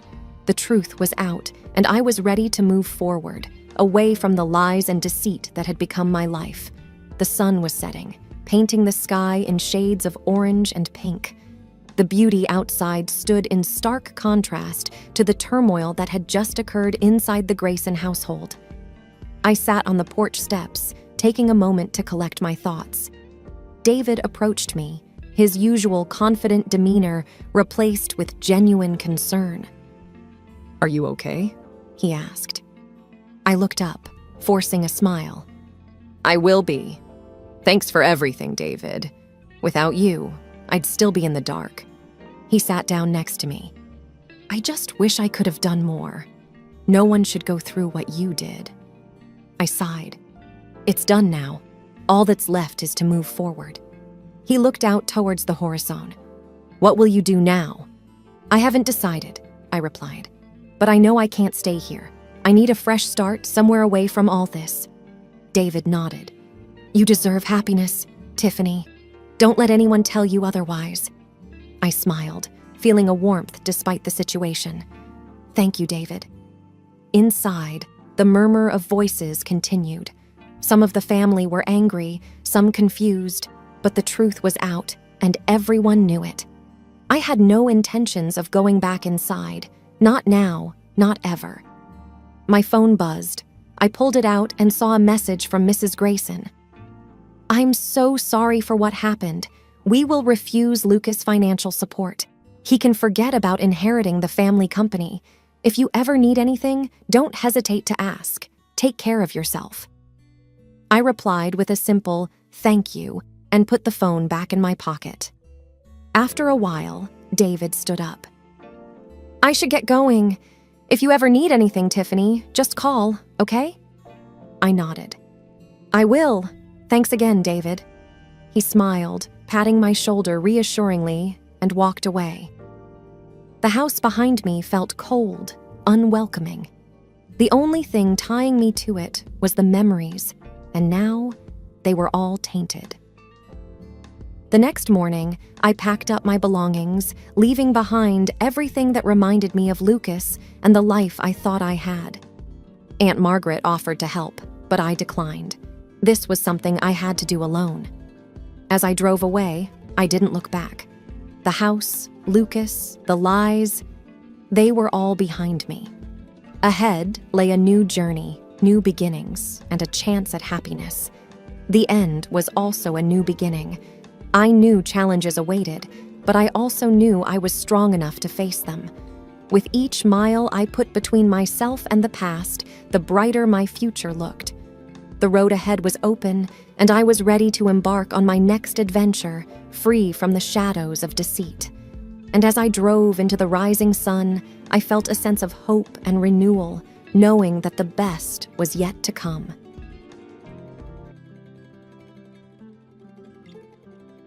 Hello there. I'm Rosie, a 30-year-old who works as a manager at a local company. I live with my husband, Jake, in a house that I own. It's nothing fancy, just a cozy place we call home. I guess you could say I'm a pretty modest person, not one to make a fuss. I have a lot of patience, which has always been a strength of mine, or so I thought. Jake and I get along really well. He's a great guy, supportive and kind. We've been married for a few years now, and it's been mostly smooth sailing. Well, except for one little, actually, not so little issue. His parents, Robert and Susan. Now don't get me wrong. I understand the importance of family. But Jake's parents, they're a whole different story. They're very direct people, the type who say whatever is on their mind without thinking about how it might affect others. They don't really understand or respect personal space. It all started pretty harmlessly. Robert and Susan would drop by unannounced for breakfast or dinner. I didn't mind initially. After all, they were family. But it quickly turned into a regular thing. They'd come over whenever they felt like it. And because they had a key to our house, they would just walk in, even when we were not expecting them. One day, I was in the bathroom getting ready for work, and suddenly, I heard someone in the house. I peeked out and saw Susan in the kitchen. "Morning, Rosie. Thought I'd surprise you with breakfast," she said cheerfully. I remember forcing a smile and thinking, this is getting a bit much. Jake, bless his heart, tried to talk to them about it. "Mom, Dad, Rosie and I love having you over, but we also need our own space," he said one evening. But it didn't go well. Susan's eyes welled up with tears, and Robert's face turned red. "Are you saying you don't want us in your life?" Susan cried. "After all we've done for you!" Jake was caught off guard. "No, that's not what I meant." And just like that, the conversation ended. They played the victim card so well, Jake didn't stand a chance. I felt for him. He was torn between his parents and our life together. Things escalated from there. It wasn't just meals anymore. They started staying overnight in our guest room, and before we knew it, they were spending days at our place. It felt like we had permanent house guests. I tried talking to Jake again. "Honey, I love your parents, but this is getting out of hand. They're here all the time," I said, hoping he'd understand. He sighed, running a hand through his hair. "I know, Rosie. I'll try talking to them again." But deep down, I knew it was a lost cause. They had this way of making him feel guilty, and he just couldn't stand up to them. It was a tough spot, and I felt stuck. I loved Jake, but his parents were just too much.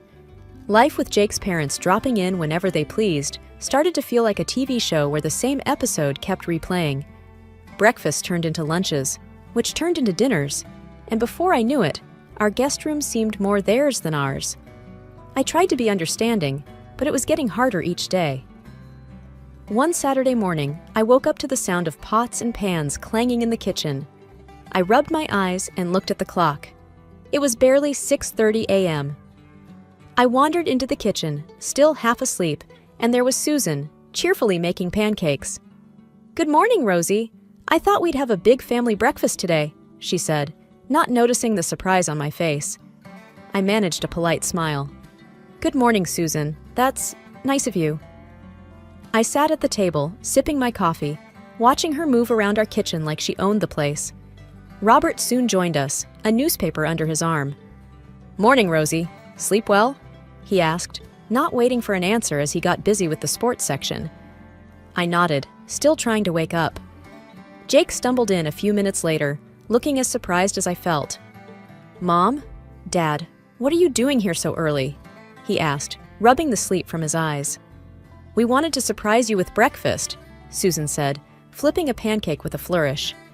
Jake gave me an apologetic look, which I returned with a resigned shrug. After that day, their visits became more frequent. They started leaving personal items in the guest room, which soon looked like their second bedroom. I tried to talk to Jake about it, but he was in a tough spot. "I know it's a lot, Rosie, but they're my parents. What can I do?" he'd say, looking genuinely torn. I nodded, trying to be understanding. "I get it, Jake, but we need our own space too." One evening, I found Susan rearranging our living room. "I thought this would look better over here," she said, pushing the couch to the other side of the room. I couldn't help but feel a little annoyed. "Susan, I appreciate your help, but I liked it the way it was." She looked at me, surprised. "Oh, I just thought it needed a change. But okay, I'll put it back." I watched as she reluctantly moved the couch back, feeling a bit guilty for snapping at her.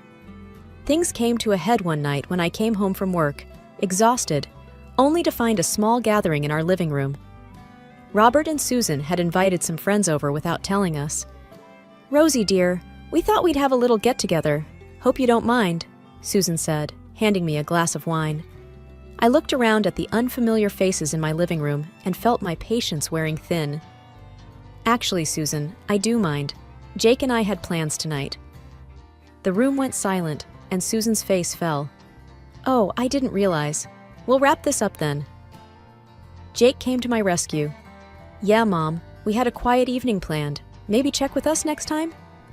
They ended the gathering shortly after, but the damage was done. I felt like a stranger in my own home, and it was clear something had to change. I tried talking to Jake again. "This can't go on, Jake. We need to set some boundaries with your parents." He nodded, looking more determined this time. "You're right, Rosie. I'll talk to them. This is our home, and we should feel comfortable in it." The breaking point came when Jake and I planned a short holiday.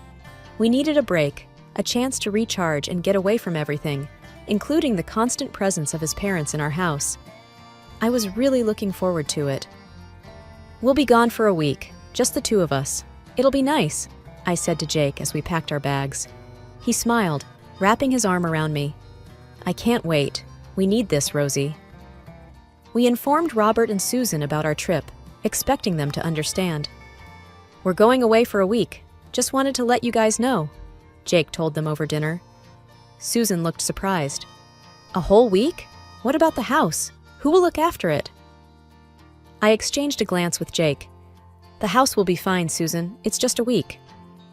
We left for our holiday, and for the first few days, it was bliss. No unexpected visitors, no rearranged furniture, just peace. But our peace was short-lived. On the third day, we received a call from Jake's work. There was an emergency, and they needed him back. Our relaxing getaway was cut short. We were both disappointed, but understood that these things happen. We arrived home 2 days earlier than planned, expecting to walk into an empty house.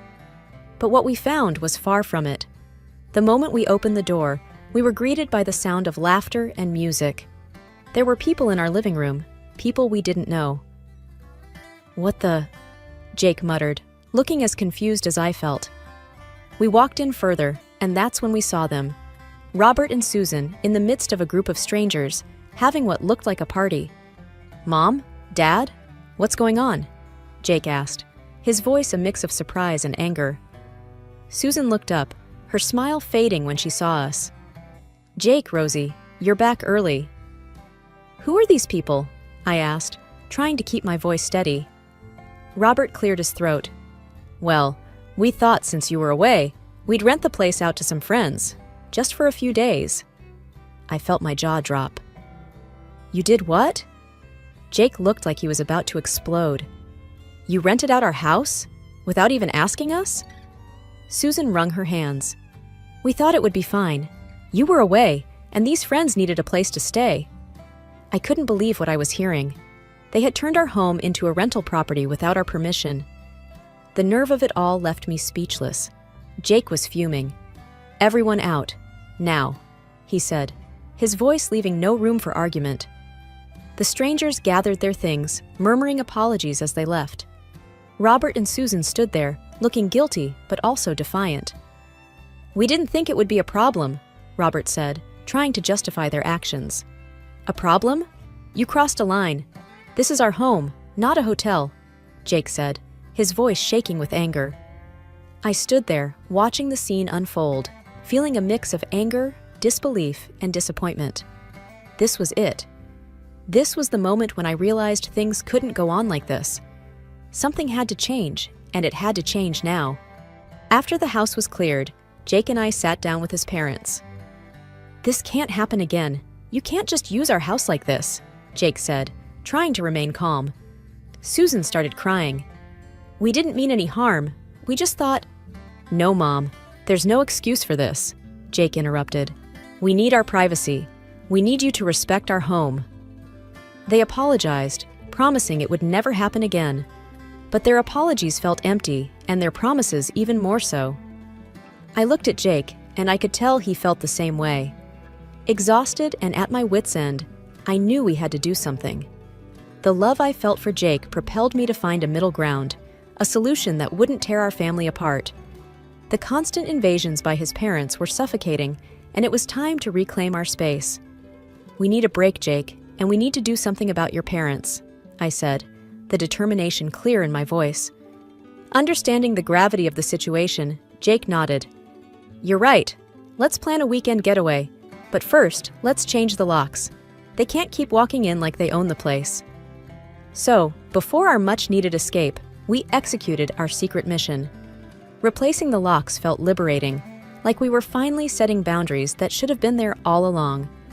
With the new locks in place, we packed our bags. Before leaving, I suggested, "Let's turn off our phones.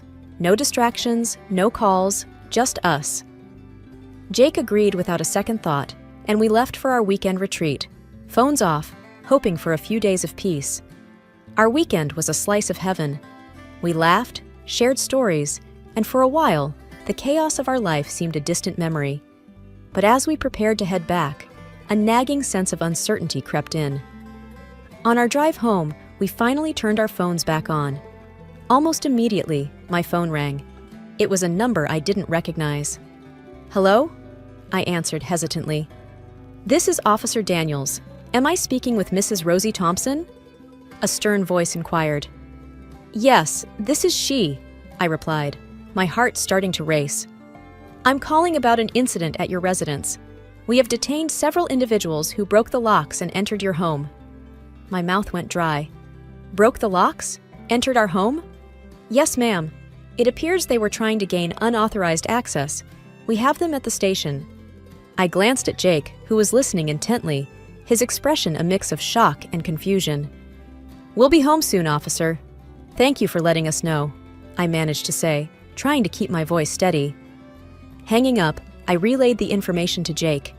His grip on the steering wheel tightened, and he let out a long, deep breath. Who would do that? And why? I whispered, a sense of dread washing over me. We'll find out soon enough, Jake replied, his jaw set firmly. As Jake and I drove home, the weight of uncertainty was heavy in the car. We both knew that whatever awaited us at home was bound to be unpleasant. The thought of strangers breaking into our home was unsettling, but deep down, I had a nagging suspicion about who might be involved. We should have seen this coming, Jake said, breaking the silence. Changing the locks was bound to set them off. I nodded, knowing he was referring to his parents. Let's just deal with it and move forward. We can't let this ruin what we've built. Arriving home, we found a police car parked outside. My heart sank. This was real. Officer Daniels, a tall man with a stern face, greeted us. We caught them trying to break in. They were quite adamant about getting inside, he explained. Who were they? Jake asked, though his tone suggested he already knew the answer. It was your parents, Mr. Thompson, and some of their friends, Officer Daniels replied. Jake's face turned pale. My parents? But why would they? It seems they were unaware of the lock change. When they couldn't get in, they tried to force their way, the officer continued. I could see Jake struggling to process the information. His parents had crossed a line, and there was no turning back. Can we see them? I asked, my voice barely above a whisper. They're still at the station. You can talk to them there if you wish. Jake and I exchanged a look, a silent agreement passing between us. We needed to face this head-on. At the station, we found Robert and Susan sitting in a small room, looking both angry and embarrassed. Their friends were there too, looking equally uncomfortable. Mom, Dad, what were you thinking? Jake asked, his disappointment evident. Robert stood up, his expression defiant. We came to check on the house. We always have a key. Why did you change the locks without telling us? It's our house, Dad. You can't just come and go as you please. We've talked about this, Jake replied, trying to keep his calm. Susan started to cry. We just wanted to be close to you. We never thought you'd lock us out. It's not about locking you out. It's about respect and privacy. You can't break into our house because you feel entitled to it, I said, finding my voice. Their friends looked on, awkward and silent, clearly regretting being part of this mess. We're sorry, but we didn't know what else to do, one of them mumbled. Officer Daniels stepped in. We understand it's a family matter, but breaking and entering is a serious offense. We need assurances this won't happen again. Jake looked at his parents, a mix of sadness and resolve in his eyes. This can't happen again, Mom and Dad. You need to understand boundaries. Robert and Susan nodded, the reality of the situation finally sinking in. We left the station with heavy hearts. The drive back home was quiet, each of us lost in our thoughts. The events of the day had taken a toll, and as we walked back into our home, we knew things would never be the same again. The days following the incident were like walking through a thick fog. Jake and I were trying to make sense of everything while dealing with the aftermath. We had to have several uncomfortable conversations with neighbors, explaining what had happened. It was embarrassing and draining. One evening, as we were sitting in the living room, Jake let out a long sigh. I never thought my parents would go this far, he said, shaking his head. I reached out and held his hand. It's hard, I know, but we'll get through this together. He squeezed my hand in response, and we sat there in silence, each lost in our thoughts. The doorbell rang, breaking the silence. I got up to answer it, finding our neighbor, Mrs. Henderson, standing there with a concerned look. Rosie, dear, is everything all right? We saw the police the other day, she said, her voice full of worry. Yes, Mrs. Henderson. It was a family issue, but it's under control now. Thank you for checking in, I replied, offering her a small smile. She nodded, still looking uncertain. Well, if you need anything, you know where to find me. After she left, Jake looked at me. Maybe we should have a small get-together. Invite the neighbors, clear the air. What do you think? I thought about it for a moment. That's a good idea. Let's do it this weekend. The preparations kept us busy, and for a brief time, it felt good to focus on something positive. We invited a few neighbors, keeping it small and casual. The day of the get-together arrived, and our guests slowly trickled in. The atmosphere was light, and the conversation flowed. It was a much-needed distraction. During the evening, Mrs. Henderson approached me. "You two are such a lovely couple. It's a shame about the trouble with your in-laws." I gave her a reassuring smile. "Thank you, Mrs. Henderson. We're handling it the best we can." As the evening wound down, Jake and I felt a sense of relief. The event had served its purpose, easing the tension in the neighborhood. The past few weeks had been a roller coaster, but Jake and I knew what needed to be done. Setting boundaries was the only way forward. We sat at the kitchen table, carefully drafting the rules we felt were necessary for our sanity and the health of our relationship. "We can't just go on like this, Jake. It's time for a change," I said firmly, pen in hand. He nodded, looking somber. "I know. It's just going to be tough." Once we were ready, we invited Jake's parents over to discuss the new rules. The atmosphere was tense as they sat down in our living room. Jake cleared his throat, and I could see his hands were trembling slightly. "Mom, Dad, we need to talk about some changes we're making," he began, his voice steady despite his nerves. His parents looked at us, their expressions a mix of confusion and concern. "We've decided to set some boundaries regarding your visits to our house," I continued, trying to sound as calm and composed as possible. Robert, Jake's father, raised an eyebrow. "What kind of boundaries?" Jake took a deep breath. "First, we need you to call and ask before coming over. No more unexpected visits. And we can't give you the keys back. It's important for us to have our own space," I added, trying to sound as gentle as possible. Susan, Jake's mother, immediately looked upset. "But we're family. Why are you doing this to us?" "It's about respect and privacy, Susan," I replied. "We love you, but we need these boundaries for the sake of our relationship." Their reaction was immediate and emotional.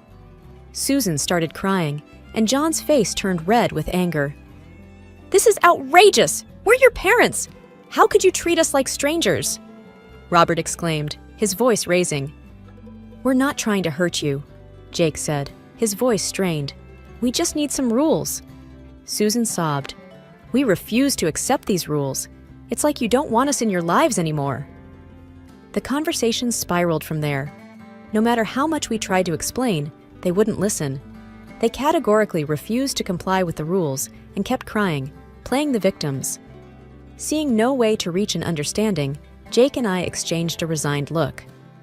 "Maybe it's best if we take a break from each other for a while," Jake finally said, his voice heavy with sadness. I nodded in agreement, though my heart ached at the thought. Jake's parents left our house in tears, and we were left in a deafening silence. It was one of the hardest decisions we had ever made, but we knew it was necessary. We needed space, and they needed time to understand and respect our boundaries. In the quiet of our home, Jake wrapped his arm around me. "I'm sorry it had to come to this." I leaned into his embrace. "It's okay. We had to stand up for ourselves. Maybe with time, they'll understand." As we sat there, I couldn't help but feel a pang of guilt and sadness. But deep down, I knew we had made the right choice.